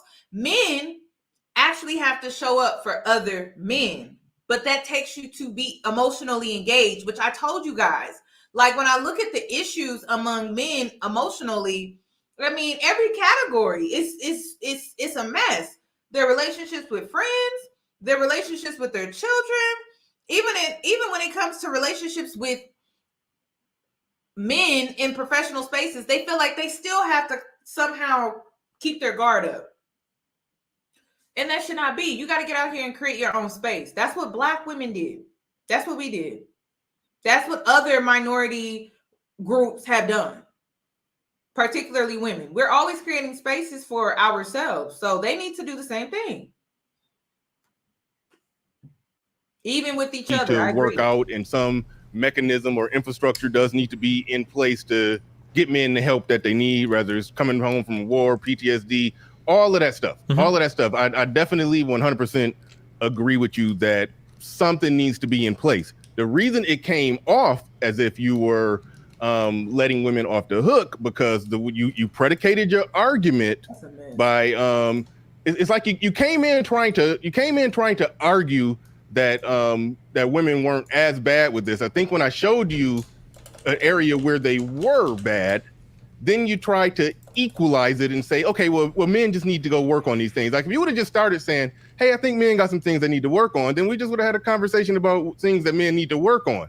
But well, sure. I guess the issue that I have is that, like, when we talk about there are things that men need to work on, the feeling that I get, especially when talking to Fresh or Fit, and it felt like you were saying something similar, was that, well, no, the problem isn't that men need to work on things. The problem is that the standards have gotten so much higher, and women's minds are being poisoned by things like social media, and they have all these higher expectations, and you want men to be way, way, way, way, way better. I do want men to be better. Like, I think that the standards for maintaining relationships way back in the day were really fucking low, having a paycheck, and now you have to actually be a real partner to gain a relationship. But it feels like for the Red Pill guys, it's always like attack women, attack women, attack women. So when I come in, I'm usually not here to defend women. I'm just here to say, like, men have a lot of the same problems. That can come off as a defense of women, but trust me, nobody shits on women more than I do on my stream, and I've had a lot of history of doing it. Yeah, I'll attack women for a lot of stupid things they do. And I think a lot of the world right now has been built up for women emotionally, whether we're talking about college support, where women are out-graduating men by 20 points, 60%, 40%, whether we're talking about, you brought up therapy is a really good example. The vast majority of therapists are women, and women can talk to women.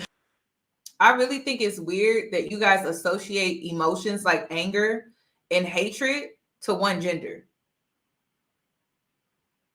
Like, that's the ignorance of Black culture. Just got to keep it real with you. That's the ignorance of it.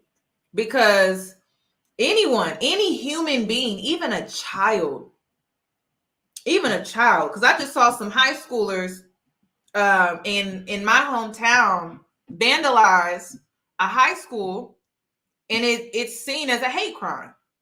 So it's only Black people, and particularly Black men, you guys associate a human experience, a human emotion with a gender. And it's very weird to me. That's what's so toxic about Black culture. So I don't know why you guys are going around calling women masculine for being or for having anger. Everyone has anger, even a child. Even a child has anger. A child can throw a tantrum because toddlers tend to not be able to know how to express their emotions. So their only way of doing it is to throw a tantrum to get their way. It's kind of manipulative as well. A child can do that. And that's why I'm telling you guys, a lot of y'all are just not emotionally mature. Some of y'all are walking around emotionally 6, 8 years old. 9 years old, 10 years old. Your emotional growth is stunted and you are handicapped. And you're handicapping yourself. So I don't know. Like it's really sad. I always, I look at the physical age, but when I'm connecting with a man, I'm also looking at his emotional age. And a lot of men are emotionally like 6, 7, 8 years old. They don't know how to verbally express their emotions. That's what toddlers do. Toddlers don't know how to express when they're upset or when they have experienced disappointment. And so when that happens, oftentimes, right, they throw a tantrum. That's what they do because they don't know how to express how they're feeling in that moment. They may be nonverbal. Babies do that. That's why when he said men are childlike, that's what he's referencing. That's what he's referring to. That's what this is about. Oh my God, babies can express anger. Yes, they can. They can.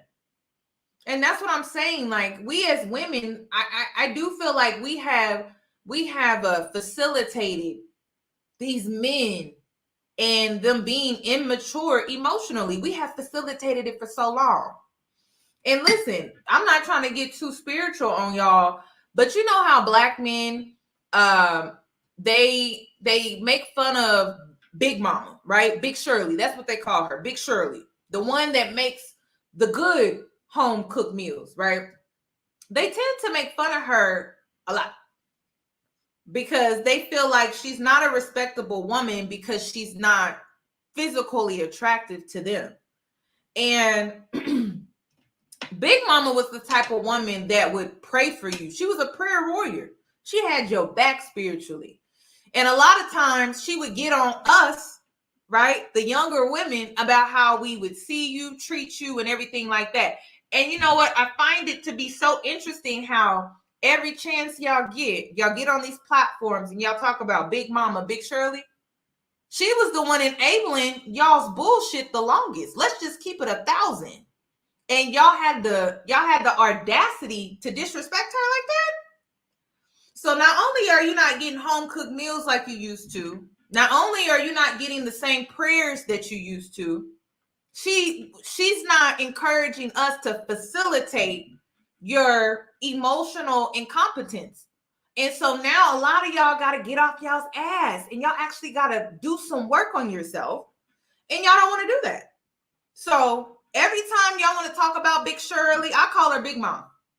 Big Mama brought us together. She would handle disputes. And a lot of times she would coddle you men. She would. But ever since y'all started disrespecting her, calling her Big Shirley and everything like that, I noticed that y'all don't have the same spiritual protection that y'all used to have. That's why bad things keep happening to y'all. But because y'all spiritually disconnected, just like you're emotionally disconnected, you're not able to pick up on that. But I see it. I'm like, ooh, that veil is open. Big Mama done removed her spiritualness. Woo, let me go ahead and take cover, because that's why I keep my distance. I'm like, ooh, no ma'am. I'm not trying to get too close because nope. That's how this works. So y'all went on the loudest platforms with the biggest microphones and y'all started degrading Big Mama, Big Shirley, the prayer warrior. And now y'all don't have no spiritual protection. Cold world. Better probably than women can help men with their problems. That's all true, and I agree with you. But all of it is going to further my point of women are doing better than men in a lot of these emotional regards because so much of the world is geared towards helping them. And I think that on our side, we need to gear the world more towards helping men rather than saying fuck women for making all this progress. They need to go back to not being allowed to work so that we can just earn a paycheck and earn them that way, right? The goal should be to elevate men. Yeah. No, that ain't it. Just fuck women for making all this progress. That's not it. That's not what's going on. As far as the market changing, and you say that the red pill community basically says that men just need to stay the same and not adjust to the market. No, that's not true. That's literally not true. I can quote you so many people in this space where they say so many things that get on your purpose, become successful, increase your value. And you know, like that's a normal conversation. That's not space. Normal. Or no, it's a normal conversation. Hold on, wait, hold on. Even the example that you gave that we rolled in on when you talk about, you know, fresh and fit. Like, yes, they acknowledge all the bullshit in the market. They acknowledge what men are legitimately up against. but their philosophy is a philosophy. And I mean, I personally don't think it. I don't think it will really work. But a lot of what they're saying is that what they're basically telling guys, you know, go out there and become super uber successful and be one of the top percentage of men. That's ultimately what they do when they do their shows that where they don't got the women on there. They do something called Money Mondays and all of that stuff where they're trying to basically, give men the tools that they need to do better, because they're like, the market isn't going to change. The women aren't going to change. You got to beat the market. And that's.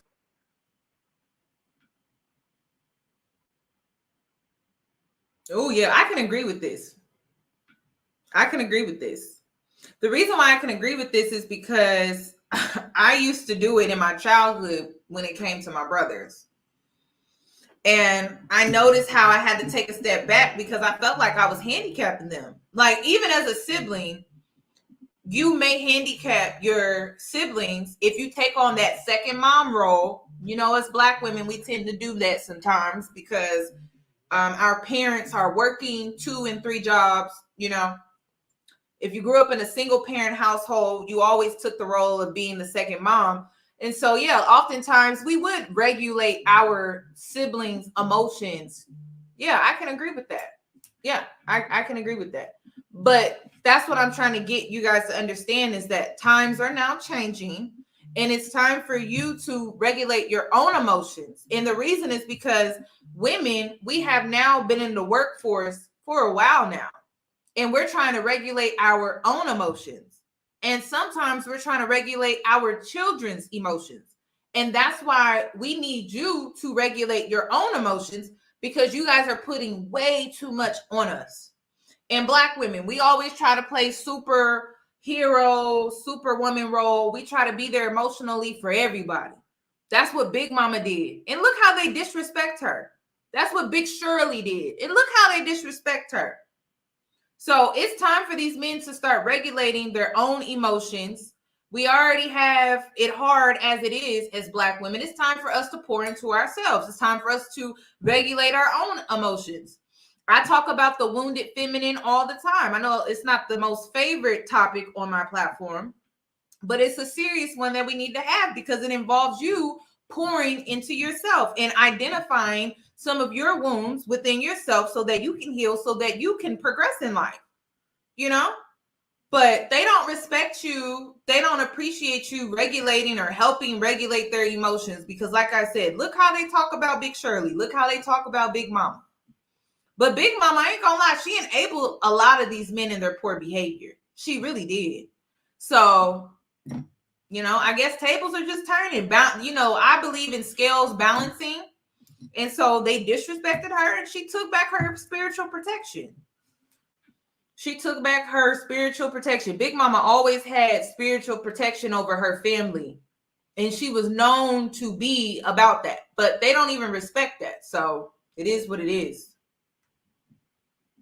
Pretty much what a lot of people I understand what you're saying, but like says. That advice is so acknowledging the change of it, acknowledging how these women is. That ultimately arms men with the tools that they need in order to go out there and compete in the market. Okay, so I disagree with the last statement. So when you say what is the red pill advice, my argument. Jim, I told the girls earlier, I had to accept my father not changing. Okay, so before I could accept men not changing, I had to go back to the first relationship that I ever had when it came to a man. And I had to accept the fact that, if my father won't change, what makes me think any of these other men will?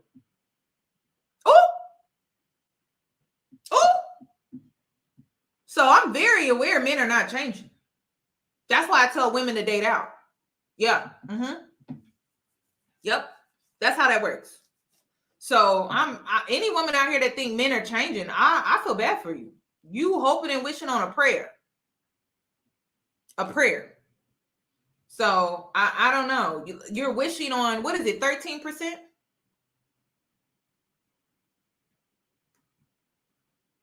is the red pill advice is dog shit because it's only applying to 1% of men. And even on Fresh and Fit, the last time I was on there, not the first time, but the time before that. That's why you just said a whole bunch of shit. So I'm gonna respond. I'm agreeing with you. I'm agreeing with you. That's Okay. why I said it won't work, because I think you're being a good dating coach and a life coach if you tell a man, hey, get out there and become a top 5%er, but you're being a shitty social scientist because every man is not going to become a top 5%er. Sure. So when every man is not going to become a top 5%er, you do got to look at the overall market and what's going to happen to the regular Joes at the bottom and in the middle. In the middle. Okay, go ahead. When I've been on these shows, they've admitted that their advice only applies to the top 1% of men, right? So if all of your shows are geared around giving advice to the top 1% of men, right? And as you said, like, they want you to go out there, be uber successful, gain uber amounts of money. Not most people can do that. Like 99% of the people listening to your shit are not going to do that. So that advice is garbage. It's not good advice. And when you're gearing everything around like, oh, well, this is how you can pick up women by being a 6-figure guy that's, super tall, gets jacked in the gym or whatever. It's like, okay, well, 99% of your audience is being, not only are they being left in the dark, they're being turned down like a really dark black pill incel path, because now all they're being told is like, if you can't hit these standards, women won't fuck with you. Women are hypergamous. Women naturally select for the top man. None of this is even true, by the way, but they'll say this over and over and over again while telling their audience the only way you're ever going to get these women is to be as successful as we are. When you talk about how like they want to elevate men and they don't want men to be like, well, no, you said a bunch of shit, so now I'm going to say a bunch of shit. That's how it's going to go. Okay, yeah. Goddamn. Destiny is also bringing to my attention that a lot of these men's self-esteem, it's in the trash. It's in the gutter, y'all. That's another reason why they be so upset, is because they feel like they gotta have that money. They gotta be in that top percent. So their self-esteem is in the gutter. That's why they so upset. How many points? How many 3 points? Only 3 points, because when I started writing, because you want to talk a lot, right? You got 3 points. When you talk about like growing men to be something better, that's what I would talk about. This is 2023. We need to grow men to be better, to adapt to the modern age. But all I hear red pillars speak about is traditionalism. These guys are obsessed with Islam now. Okay, they want to go back to the Stone Ages. Like, women need to go back to this, men need to go back to this. In order to succeed as a man, you got to be traditional and do blah blah blah blah blah. Wait, shit. Did he dip? Wait, did he actually just leave? Oh, my bad, bro. I'm sorry. I was trying to pull up a notebook so I can type and write. Oh, gotcha. Yeah, you're good. Okay. It feels like they're saying traditional. Like, I don't think traditional is the way to go as a man. Now, you got to adapt. You're in a modern age, right? You have to adapt to the current day. The way that you would get a woman today is not the way that you would get a woman 40 years ago, 100 years ago, 1,000 years ago.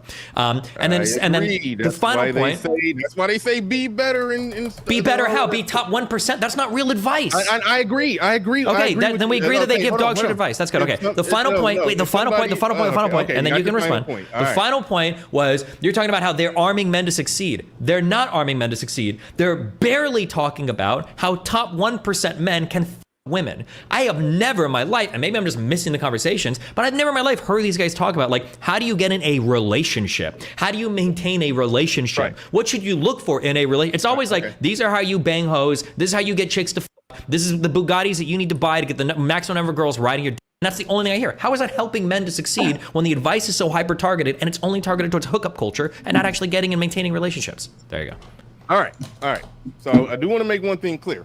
And I've said this on my show a number of times, that if somebody is giving advice that's only going to work for the top 1%er, they are not giving good overall broad advice. And I just said that before you came up here. I don't think that somebody should listen to them for their overall general game advice. There's aspects of it that I've always said that I disagree with. I think when they're arguing the points, the views, the sentiments of men, I think they're typically getting it right.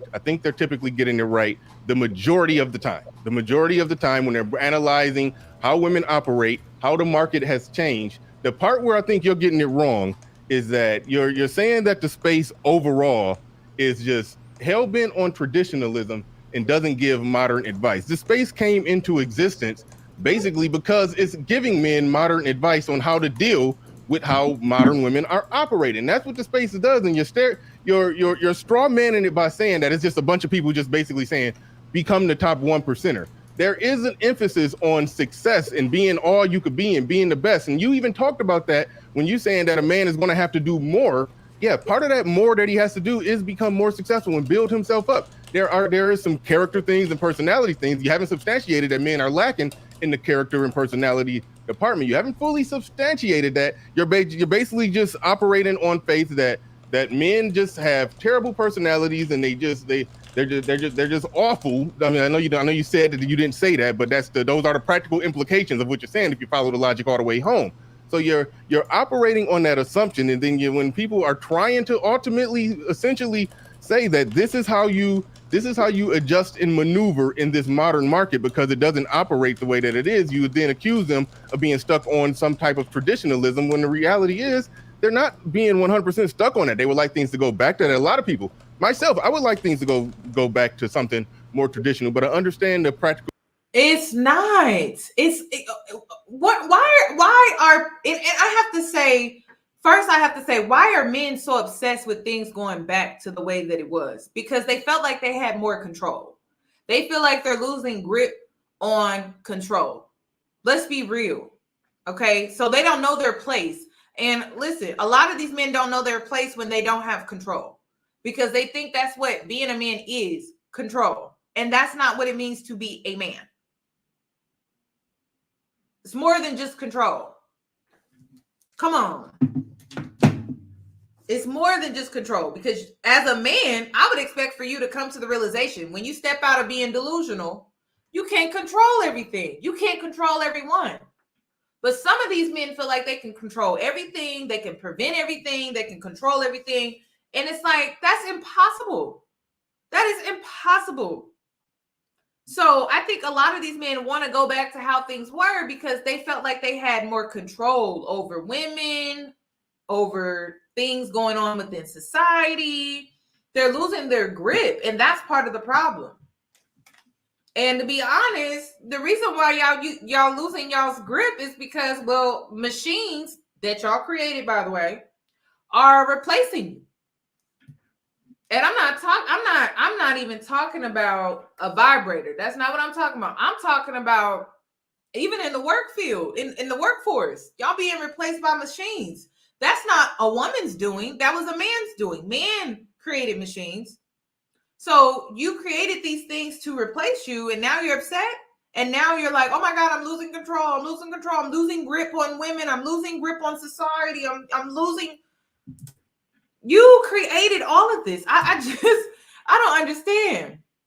So, and now it's putting, and it's naturally being done, by the way. It's not, women are not forcing their way in these positions of being more in control. It's just, that's just what's going on. It's putting women in a higher position and men don't like it. And then, you know what's so funny and so crazy about all of this is that they hate it because now that women are in the position that they were in, they don't like the treatment that they were giving to women.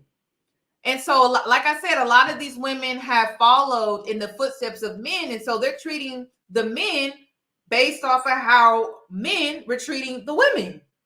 And so now that we have positioned ourselves in this place, right, above them naturally, by the way, naturally, because they created all this technology, they created these machines, they did that. Okay, they don't like that. They don't like it. But guess what, buddy? This new world order is real. It's very real. So things are going to be different. And you're going to have to offer some other things outside of being able to provide financially. It's just, it is what it is. And they don't like it. They don't like it, but it's like, you created this. You created this matrix. Like, you created Babylon. Women didn't. We barely had any say so. Barely. We got men out here controlling our body parts. Like, come on. So if you're upset that women are somehow being positioned over you, you got to look at other men. Like, prime example, y'all, this is what don't make no sense. So I saw Iggy Azalea. She just made, is it called OnlyFans or Fans Only? I can't remember. I don't know. I don't have an OnlyFans or Fans Only, whatever it's called. Listen, her OnlyFans, I think that's how you say it. Her OnlyFans was only up for like, was it like an hour? 3 hours or something like that? She had made $300,000. Who do you think was her number one customer? Do you think it was women?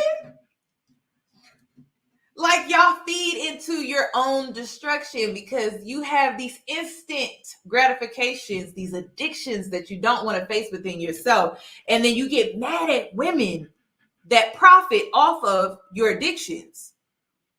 And you call them 304s and things like that. But I'm like, y'all support it every day. Like, y'all are the ones tipping. Every time you get paid, you have that automatic payment that comes out of your banking account. You probably have that on auto pay before you have your other bills on auto pay. Let's be clear. Y'all support it. Y'all support positioning women in that place of power. So you're trying to get things to go back to how they were, but the damage, it's already done. It's already done. And you can thank technology for that, which mankind created. It's not our fault. It is not our fault. So they try to drag these women for doing OnlyFans or sex workers and things like that. I'm like, men are their biggest top number one clients and supporters and fans. It's not women. The reality of what things are, and it's just generally not going to work that way. It's just generally not going to work that way. But to say that trash advice is being given, I don't think you substantiated that. I think you've typecast and straw manned and basically saying that this whole space is saying be the top 1%er and you will get chicks. That's basically what it feels like to me every time I listen. Is like, you got to make yourself successful, you got to become a high value man, and then once that happens, like, the girls and shit will follow. So do you deny that simple point that if you become more successful that you will have an easier go with women? But there are other ways to win. Well, sure, but I mean, like, also, if you pick there's a lot of guys that talk about your game. And when you're talking about game, I mean, I look at it as just social skills and simple do's and don'ts when dealing with women. Like, so that's a big part of what they talk about, or what a lot of people in this space talk about. So that's why I don't understand exactly what you mean when you're essentially saying that the only advice is to become a top 1%er. If you become a top 1%er, yeah, you dunked on the goddamn game. You won.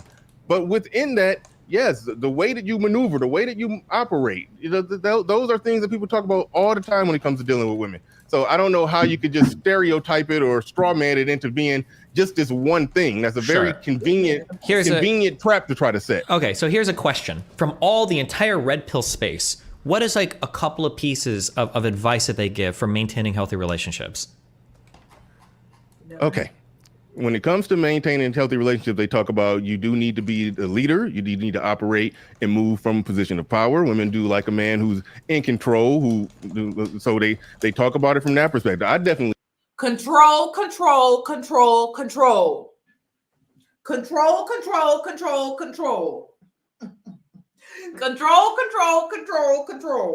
That's all I heard. Control. I'm telling you, these men, they don't know their place if they don't have control. And that's crazy. That's crazy. You know, I talk to married men too. And married men that are confident within themselves, they will allow their woman to lead in certain areas, you know, within the home or within the relationship, within the marriage, because they know that their wife is an expertise in this particular area. And so he will yield and release control and authoritativeness and dictatorship over this particular area because it's just not needed. Don't that sound like some healthy advice on men being in long-term committed relationships? What was that? What was that? Again, control. They really don't know what it looks like. And listen, the marriage advice that I was given, it was from a traditional man. Y'all know I like to talk to people that have been married for years, decades, honestly. And so, 30 plus years. And that's what they shared with me. Like, that's what some of the men shared with me. Some of the women have shared some other things with me, but that's what they shared. And they had no problem willingly yielding because they knew that she was a better asset in that area and they're a team. They're a team. So he like, okay, we a team, we winning, we a team. So if my wife is an asset in this particular area, we a team, I'm gonna put my best player in the game. So I'm putting my wife in the game because she can handle it better than I can. All I heard with his explanation of what it means to be in a healthy long-term control. That's what they're teaching these men. And it's sickening, y'all. It's sickening because it's like there's so much more to a long-term committed relationship than just a man being in control and being a leader and being in power and all of that. That's crazy. We talk about it from that perspective. I talk about it from the perspective of if you're dealing with the woman, make sure you're dealing with the woman on your terms. If she agrees and complies to your terms, and then you have your two people moving forward in the same direction that actually agree, that are working towards a common goal, that she's following your lead. Because a woman, I mean, we can talk about all this egalitarian stuff all we want. The fact of the matter is, a woman wants to be with a man whose lead she could follow.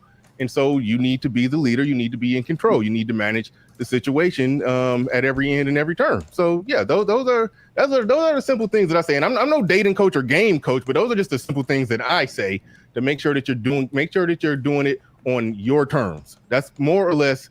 And the women who rock with you, who like with you, or the woman who rocks with you and likes with you, she will typically comply to your terms. And once that's established and once that's going on, then you can maneuver within there. Like it's a multivariant analysis of advice. And I think, I mean, it's easy to just pinpoint one thing and just say, that part is bad. The part that you pointed out that's bad is the part that I agreed is bad if that's the whole of your advice. But it's not bad advice to increase your value. It's not bad advice to become a top 10%er. It's not bad advice to become a top 15%er. That's not bad advice. It increases your options. It increases your reach. It increases what you will be willing to do, and so are able to do, and you will tolerate far less when you become more successful. So that part of it is not a bad thing, and I don't know how you could even look at that as a bad thing. The only way you could say that that's a bad thing is if you build a straw man and say that's the only thing, and that's not the only thing.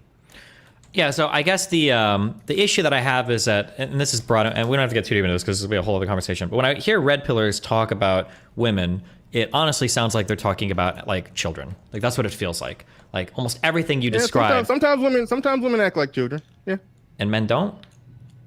Yeah, some men do act like children. Yeah. Okay, so that statement you just made was pointless. Sometimes women act like children, but sometimes men act like children. So the real answer is sometimes people act like children, right? Fact. But that's not what you're saying. When you're saying you need to be a leader, you need power, you need to be in control, you need to deal with them on your terms. Like it sounds like you're either talking about training a dog or raising a child. Like that's what the advice sounds like, broadly speaking. And when red pillars talk about relationships, it oftentimes feels like what they're talking about. But again, I would argue that this sort of view of a relationship is highly traditional. I don't know if this is as applicable in the modern day world. And I hate to come across as like a blue-haired, blue pill, gay, whatever the fuck, but like when we talk about like relationships, I think that the emotional expansion of what men are capable of is like the big frontier that they need to push into. The idea of this like be a leader, take control, all of this stuff, like the dog raising strategies, that's some shit that might have worked like 50, 60, 70 years ago, but I think you have to bring more to the table than that. Okay, but one thing is hard to change is nature, and I'll just speak personally. My woman likes to follow my lead. She likes to look up to me. She wants to be with a man who's bigger, stronger, smarter, and able to. She likes being with them. You guys, I think the disconnect here is a lot of these men want to be admired for being a man and looking the part, but not actually playing the role. And I think that's what it is. I'm over here like, girl, what? Girl, this a lot, honey. This a lot. I really think these men, listen, I'm getting drained because I'm gonna start acting a fool here in a sec because I'm getting drained. Yeah, I think they just want to be admired. And remember when I told you guys that men have fantasies and so do women? Okay, like everyone knows women have like this fantasy to get married and have this ring and to walk down the aisle and have the white picket fence. This is their version of their fantasy, y'all. they want to be admired. They want to be looked up to. That's why they want the whole soft, friendly, fit, feminine woman, because that's their fantasy in their mind. And it's delusional. Because just like women are delusional when it comes to that white picket fence, so are men delusional when it comes to this whole, I want her to look up to me and admire me and look to me. And at times, I think you would be able to get that. And even when it comes to women in the white picket fence, I think you could get that, right? It's just how you go about getting it may not be the way that you actually have in your head. Similar to him, like he can definitely find him a woman that will look up to him and admire him in that way. But there may be other times where she may need to lead because she's in expertise in this area, depending on the situation. You may not always have the answer, but he got to release that control, and it don't seem like he wants to. It doesn't. It seems like he wants to take control all the time, and you know, I can't say it. That, you know, when you don't know how to take the back seat, it's ignorant. It's ignorant. When you don't know how to just shut up, it's ignorant. When you don't know how to just listen, it's ignorant. Like, it's ignorance, y'all. So if your woman can offer you better sound advice or influence you to do something in a different way that could offer you more success, I don't think he would listen to her. That's what it sounds like. I don't think he would listen to her. I think he would like shut her down and try to make it seem like she don't have nothing important to say because he wants to be admired and seen as this macho man constantly. And I just don't think that that's realistic, but that's his fantasy in his head. And it's very delusional because now we live in modern times where a woman is out here getting educated. A woman is out here improving herself intellectually, right? To where women can offer more in that area. So why wouldn't you see that as an asset? Why are you threatened by that? Why is your manhood threatened by that? You should see that as like, oh, okay, I want her on my team. I want her on my team because she can help improve my life. I even do that in friendships. I'm like, ooh, I like how she's an expert in this area. I could use that in my life. I could really use that in my life, right? But also, because I understand my value, I see value in her, but I also see value in myself, and I know what I bring to the table, and that's enough. I don't think he sees the value in himself. I think that's part of the reason, part of the problem here is that he doesn't see his value beyond being in charge. And maybe he doesn't have any value because men are not required to have other valuable necessities when it comes to a relationship, a long-term relationship. So I don't know. But I do see a lot of times, particularly with Black men, they like to dominate using their penis, you know, they little dangling. That's how they like to dominate. And then they like to dominate by control. But like they really rely on those two things and only those two things. And so again, his manhood feels threatened because he doesn't know how to offer anything else. And that's sad. And that's what this conversation is all about. Because if he would offer some emotional intelligence, if he could offer a woman like someone that she could confide in, like if he could offer that to a woman, he's an asset. Oh, I can come to you. I can talk to you. I can open up to you. I can express, you know, how I feel to you. And trust, and also get sound advice and maybe even some leadership qualities up in there with the advice that you give. But he only sees his value in control. He has to be in power, control. And so I don't really think he sees his value full circle. I don't. It's pretty sad. He relies on this way of thinking. And you guys, I think partially it's because Black men, they tend to suppress their masculinity. Like their masculinity is suppressed in ways that non-Black men are not. And so I think that they feel like this is the only way that they can truly like be that type of man is by control. Man who's better than her. Yeah, but are we giving advice on the show on how to date your woman or how to date women in general? That's great if your woman likes that, but like I think that applies broadly to women in general, regardless of what they say. With all the feminist propaganda and everything out there, the fact of the matter is, the guy who they end up with is a guy who they look up to, who they feel comfortable following. Now, within the framework of that following, yes, of course you're going to listen to her from time to time. Of course, you're going to hear some things that she's saying. Of course. Oh, wait. Of course. Absolutely 100%. Of course, you're going to have a relationship. You're going to have a relationship. You're going to talk. You're going to communicate. But the fact of the matter is that if you build yourself up and you're a man that she respects, and sometimes there's a such thing as a man who just has a certain type of mentality that she could respect, whether it's his success or whether it's just his mentality, how he moves, or just how she feels about him. The fact of the matter is that woman looking up to that man and following the lead of that man, regardless of whatever feminist propaganda or whatever is going on, that is valuable to relationships functioning. Because if she can't, I hate to interrupt y'all, but I need to go put my sheets in the dryer.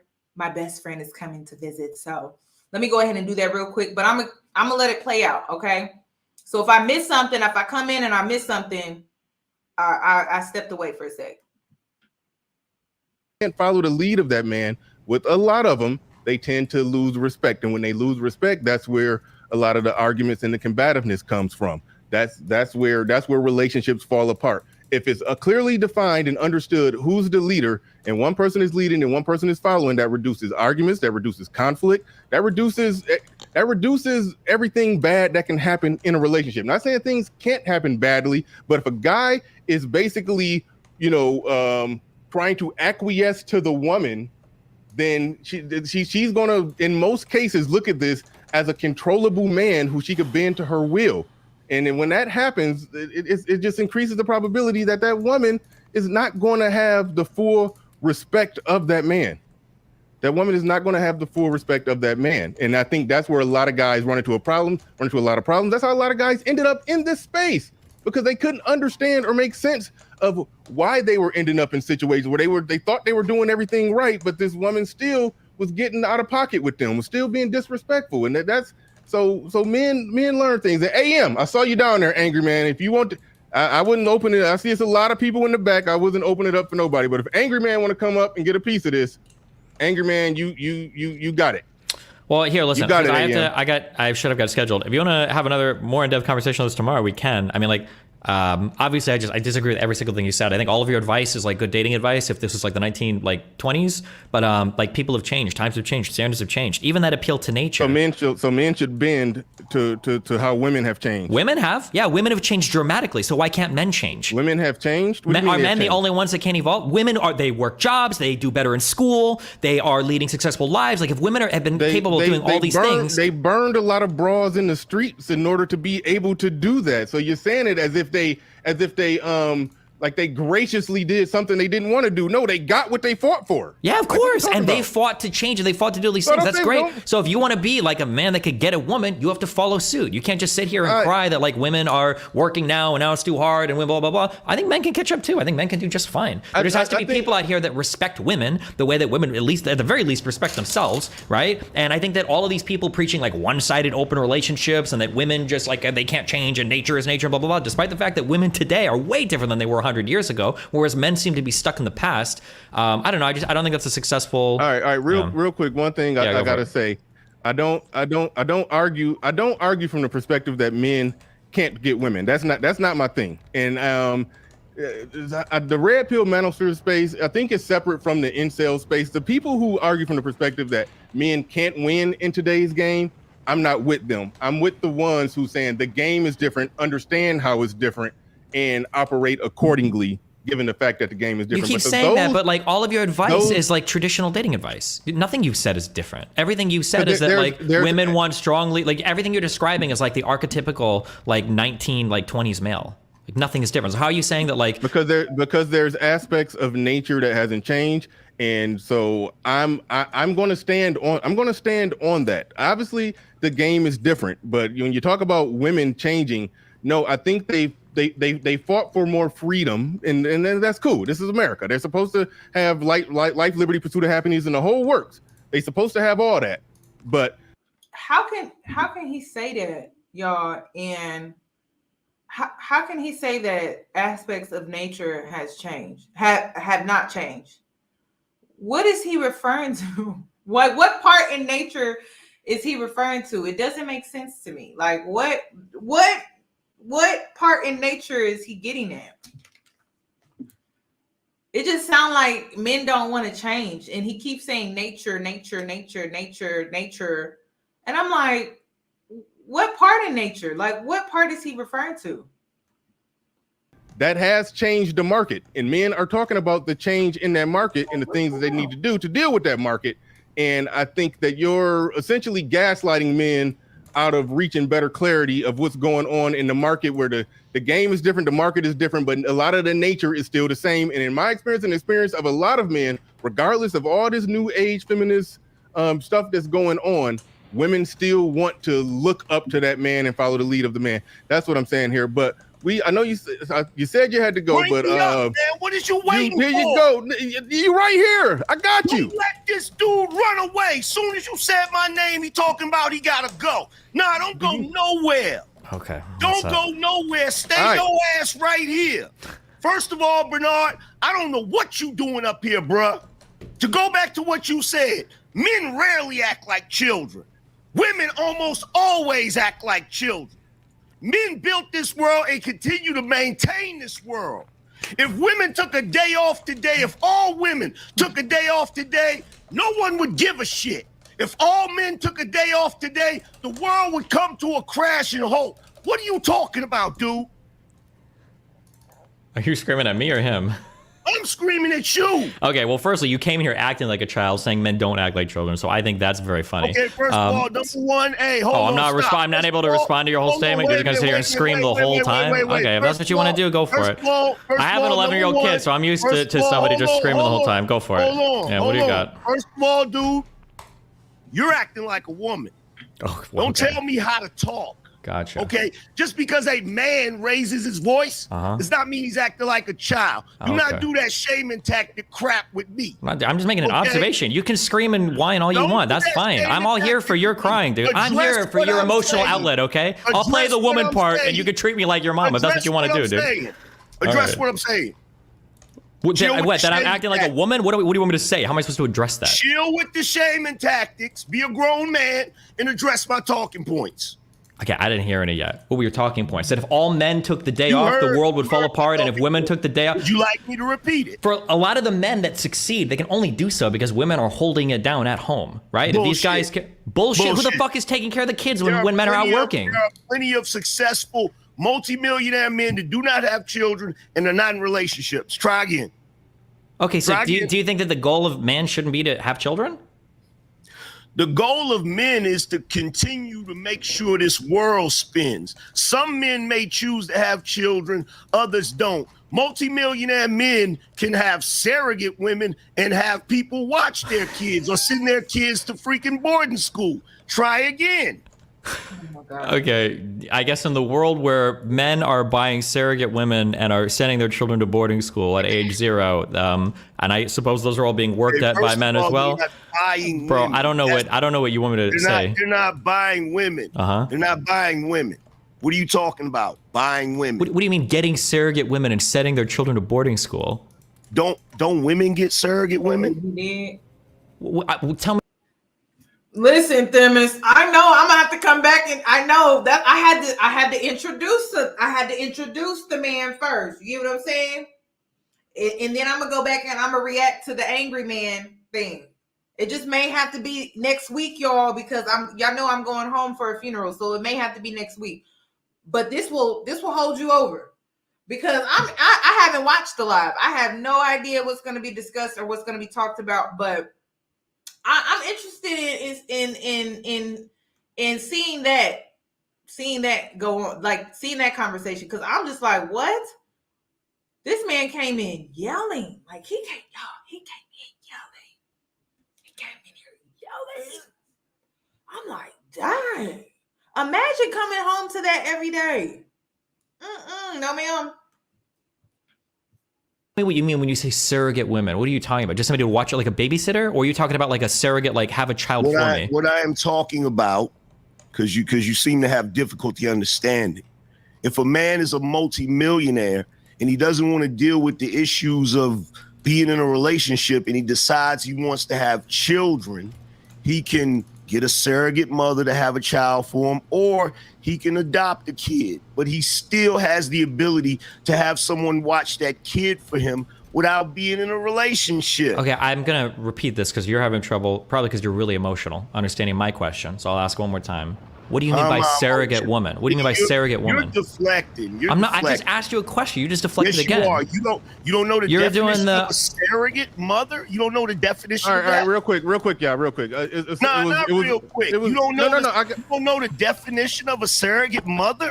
I'm trying to figure out how you're using it. Destiny. Come on, man. Come on, man. He made a simple point. You saying that men need women, and he would just. Listen, the reason why he feel like surrogate mothers don't cost, y'all, there's a disconnect. I got to point it out, okay? I got to point it out. The reason why he doesn't understand that surrogate mothers cost is because Black men feel like they can get surrogate mothers at a discount. Oh my God, I said it. Oh, yep, I said it. Uh-huh. Yep.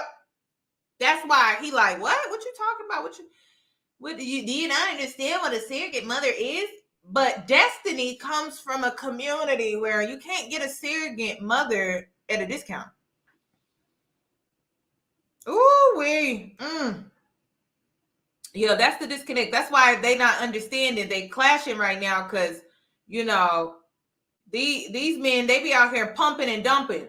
That's what they do. And it's a Black male cultural thing because they've even gone outside the Black community and they've done the pumping and dumping and got a free surrogate. Yep. Because, you know, they D means power. You know, that's what it means. And that's why. That's why. I would say it's a Black cultural thing. That's why he's so confused because he's like, what do you mean a free, like, surrogates cost? Like, what are you talking about? Y'all, oh my God, this reminds me of going to like an all-white school. The Black girls that grew up in the suburbs, you went to all-white school and you would say like some type of slang or you would use some type of saying or something like that. And they're like, what are you, like they're taking you literally? That's what's going on here. And it's like, oh my gosh, this is so embarrassing. So that's what it sounds like. That's what it sounds like. I'm like, oh, he really don't get it. Just pointing out that there is a way for men to ultimately raise a kid without a woman. Yeah, I'm just curious. When he says surrogate, is he just saying? I'm a single dad. Men can raise kids without women. We can. Well, no, but I mean, you're gonna have to get a babysitter or something, right? I mean, yes. Are those babysitters usually men or women? It could be either or. Okay, so aren't you the new age guy that thinks everything is freaking, you know, gender neutral and equal? Why couldn't it be a guy? I haven't said anything about everything being gender neutral and equal, but that's cute if you think that. I'm just trying to figure out like my bad. I'm making an assumption. You're the one with the blue hair.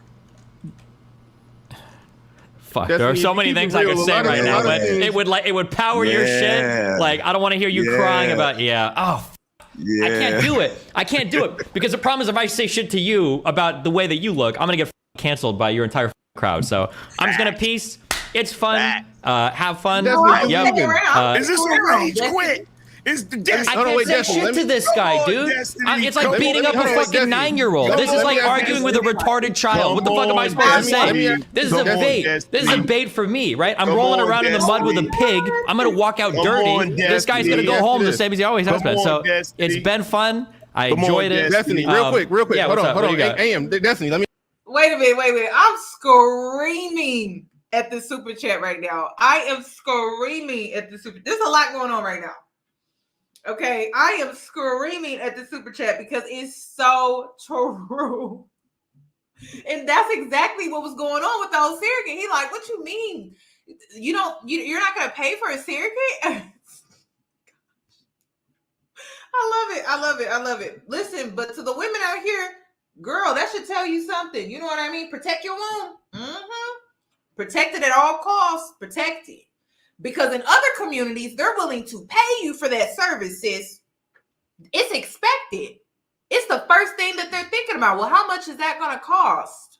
That should tell you something. These other men, you know, they expect for you to just offer that up. so easily and so freely. It's very weird. Doesn't that sound like entitlement? Oh yeah, it does. It sounds like it sounds like entitlement. That's what it sounds like. Ask you one more question. Yeah. Did you know about Angry Man before today? No, I had no idea who this guy is. Okay, because it seems like when I mentioned him that you like start trying to leave, so I was thinking it maybe was some. No, history or I've got a something. thing scheduled in about an hour and a half. There's another person I was supposed to talk to, so I didn't want to like completely cut them out because I randomly jumped on your show. That person messaged me about 20 minutes ago. If you want to set up another convo, I'll be streaming tomorrow, same time. We can talk for as long as you want. We can scream at each other. All right. I can help you work through your emotions and everything, Angry Man. You'll talk to Angry Man. You'll talk to Angry Man tomorrow.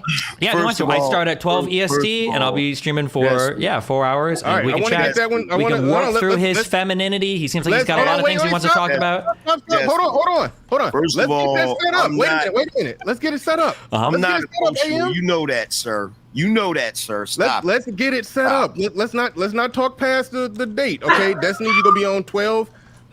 P 12 what? AM? We can talk 1 p.m. tomorrow EST if you want. I'll be free for 3 hours. 1 p.m. tomorrow EST. Yeah. And so if Angry Man go live and he and y'all come merge it in together and that's a date. Y'all can go at it tomorrow. That fair?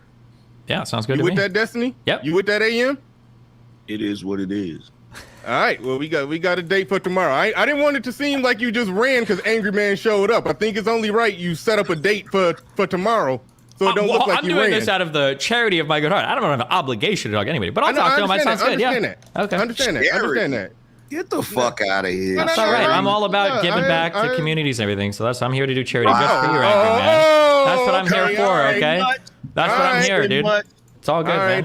I like this guy. Like he be throwing shots, but it be so like subtle. I like this guy. He said, "Yeah, I mean, I can give you some charity." A lot of that racist liberal came out right there. All right, anyway. No, that was the blue hair liberal. Have fun. I'll be back tomorrow. Okay, yeah. I can't. When they go in an appearance, there's like 52 million, like 2009 insults that pop in my head, and I can't say anything. I feel like I got my arms tied behind my back, and I can't. It's so hard. Holy shit. Because like these guys can go in on my sexuality, they can go into my blue hair, they can go into my lifestyle, they can go into like anything. And if there's like every insult that I could possibly do towards them that's stereotyping is gonna be like in time to cancel Destiny. I don't even know if I should with these people, or if I should have a rule where like I can't talk to I just can't talk to black red pill people, because it's like there's like 52 different ways that I could my entire life up if I'm not careful. Holy shit.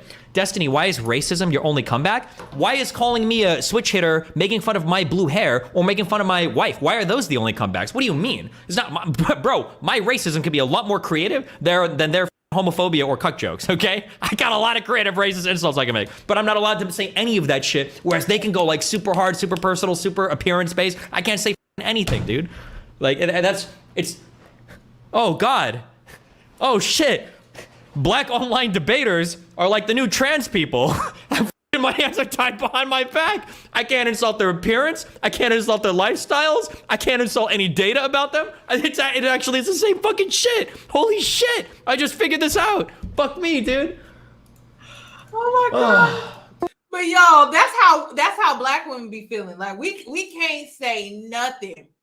We a black male hater when we do. Oh my God. We hate black men. Anytime we debate any of their talking points or debunk them or whatever, oh my gosh.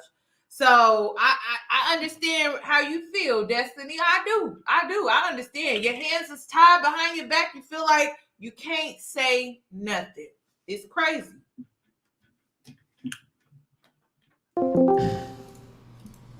He brought another woman on. Hold on.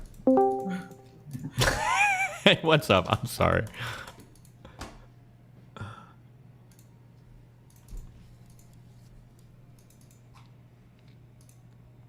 How you doing, buddy? Oh. Have some of the conversations, but Jesus Christ, yeah. Do you feel like you're having an impact though? Like are you actually having any sort of change? My impact somehow it was kind of surprising, but I think the impact is really big. I've had like a pretty big explosion in popularity over the past like I think 4 or 5 months, and a lot of it has come off the backs of like arguing with these communities. Yeah. Oh man, that's such a conflicting set of incentives. Like I would hate if I were in a position where like the key to my success was like engaging with people who don't debate very well? Well, it's not. I look at it as more like a how can I say this without sounding cringe? I don't want to say it's like a moral calling, but like I'm not looking at this in terms of just like career success, because like I could just play Factorial all day and be okay. It's not like I'm hurting for money or anything. I think it's like an important thing that more people need to speak out on, and left-leaning people do so bad at like talking about men's issues without coming off as like so fucking accusatory, or just calling them all evil rapists or whatever. So yeah, I think it's important to speak up against it. Yeah. Like career success is like pretty deeply entwined with like the things that you really Support believe the in. man, Like if you have a bigger platform, you can like more Support the man. efficiently Go and communicate do it. the things that you think are good. Support him. My body's like a little tense from listening to it. I don't think I could do that. Okay, well, it's just we all just like to scream at each other, Black women. Did you see how the woman responded? That's why I thought I was crazy. I thought I was being like weak. Because I'm like, I'm not subjecting myself to that. Like, it's too much. It's too much. And it's like when you hear them talk about the engagement, that the interaction that they just had, I'm like, but when you're a Black woman, it's so normal to you. It's so normal to you to subject yourself in that way, but it's very exhausting and draining. This woman said she tensed up just from listening. Yeah. Very violent in community. Yeah. Well, what's up? How's your Dang. There was like some like vague things that I was like, oh, we could talk about this thing or that thing, and they're all kind of gone now. Oh, do you like write anything down ever, or? Well, I mean, I do, but not usually about things I want to talk about. I was impressed you were making notes.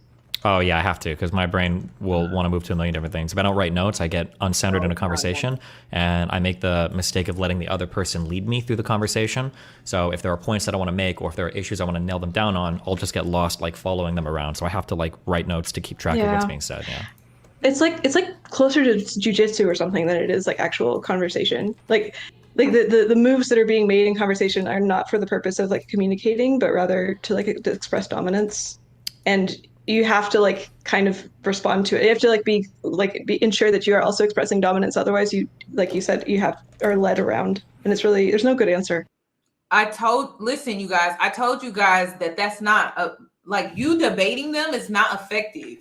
And the reason why it's not effective is because it's not real communication.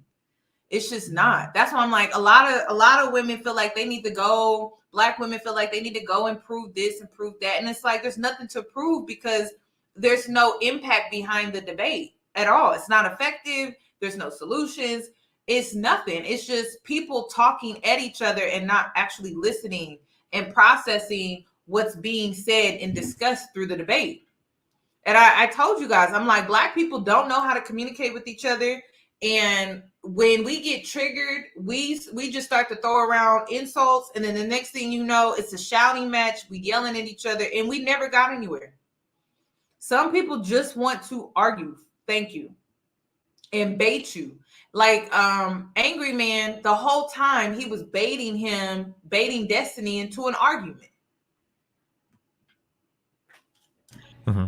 Yeah, kind of. Yeah, I guess it depends. That's one way you could frame it. Sure. Have you ever done like I know you talked to Mr. Girl. I don't remember. I feel like that conversation got weird. But have you ever done, besides that? Have you done like argumentative content online, or like combative content ever?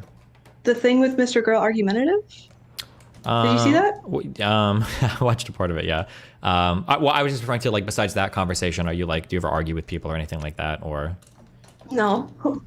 No, I did like a debate with, like a sexual conservative recently, a couple months ago, and it turned out terribly because I think I've just been outside of the debate sphere for so long that I'm like shocked by other people's debate conversational norms. Like you said, like leading you around in conversation or like doing gotcha moves, like referring to things as like debunked. I'm like, what? And I feel like I need to like break down, like, what do you even mean by debunked? Like, like the thing, I feel like our disagreements stem very much deeper than the actual object level. And so I don't feel like I'm very good at it. And my dad was a professional debater, so when I grew up, I was very into that. But that was a long time ago. Yeah, it really is frustrating. So I guess you do actual research, right? Kind of, as much as like polling and everything. So you have like a decent understanding of. It's very frustrating when you are trying to have like a conversation about a thing, and somebody wants to like really nail something down to like one discrete number, and they want to make that the entire conversation. So like a really good example might be if we want to have a conversation about the difference in dating standards between men and women, that's a very contextual and involved conversation. But the reason why I'm still playing this, you guys, is because Destiny is validating the experiences we women often go through when we try to verbally communicate to them, you know, different aspects of dating, our side of things. He's validating how you feel right now. So his frustration is something that we can both share. We can all share, because I used to think like, dang, is it me? Is it like, am I like, no, like they really don't know how to communicate. They don't know how to debate. They don't. But people will hit you with like the 2001 OkCupid study where it's like, actually, 80% of men find 90% of women attractive, and only 20% of women rate the medium, or something like that. And like that's everything. That's the full stop of the conversation, right? And even on that one stat, there are interesting questions about it, right? Maybe women are more attractive than men, like period, for everybody. Maybe women tend not to find men as attractive as men find women attractive, but maybe they don't care about attractiveness as much for relationship. There's like, even on that one stat, there's a million other things to rate. But then there's also a lot of questions around it, like what you're rating on a dating app versus in real life, like would context change how you rate people's appearance, et cetera, et cetera, et cetera. Yeah, I just get really triggered when very complicated, complex conversations end up getting like needled down into one discrete number, and then they want to like scream about that one thing, and it's like, Jesus Christ, yeah. Sorry. Yeah, in my culture, like the preference is something like you sort of like articulate vaguely how you disagree, and then you sort of pick a crux. Like, what is like one example of one narrow point that would probably update us both the most if we like disagreed? And so you pick the point that feels like the most important, and then you like charitably engage with that specific point. Mm-hmm. That feels like way more efficient. Sure. Because a lot of times people get stuck on points that wouldn't actually update you if they change. Like you want to find like what's the linchpin to change your entire mindset, and like that's the thing that you should really focus on. Yeah. I try to head people off sometimes in conversation, because I'll get like I think we had an argument like 2 nights ago on like whether or not AI art counts as art, and somebody started to make the argument of like they said something like, oh well, AI art doesn't count as real art because they train off of like copyrighted data or something. And I was like, okay, well if they trained off of non-copyrighted data, would that change your mind at all? And it's like, well no, I would still feel the same way. And I was like, well then why the f did you even bring this up as an argument? Like let's move away from that and find something that's actually like you said, like the linchpin. What's like a necessary condition, not just like some auxiliary shit that you actually care about. And yeah, it is important to ask this question in a conversation like, well, if this changed, would it change your mind on the topic at all? And they're like, oh, no, not at all. And it's like, then why the f did you even bring it up? Yeah. Well, you guys, that's all that I have regarding this video. I just wanted you guys to hear the ending because I feel like it's valid. Like, hopefully to any Black woman out here that's tried to communicate your experiences and express them in ways to Black men to where they would like somehow validate or support, or I don't know, offer up like just a woman's perspective, and you don't feel like it was received well, it just seems like that's just in their nature at this point, because I share the same frustrations. It's hard talking to them. It really is. Because again, like I said, I don't feel like they know how to effectively communicate. It involves listening. There's no reasoning with them. There's no compromising with them. There's no, we can agree to disagree. They always have to take it to the extreme level. And next thing you know, they're hitting below the belt. They're insulting you and all of this stuff. And it's like, we can't even really truly get anywhere successfully. So that's why I don't like debating with them, because I just feel like it's a circus. But that's all that I have regarding this video. Please give this video a thumbs up. And if you want to share, you can share. But I do want to come back and react to the other live that he did with Angry Man. I'm interested in listening to that debate to see what that was about. But I'm going to stop it here, you guys. I probably won't be able to react to that video until I come back after the weekend. So probably like next Monday or something like that. But yeah, you guys enjoy the rest of your night. Thank you for tuning in, and I will see you guys in my next one. Also, subscribe to Destiny's channel. I like what he's doing over there. I know it's outside of his comfort zone, but we need a man to come in and talk about these issues that are sensible, and I feel like he deserves the support, you guys. I don't feel like he's pandering. I think he's just giving his honest advice. So check him out. You guys enjoy the rest of your night, and I'll see you guys in my next one. Bye, guys. Good night.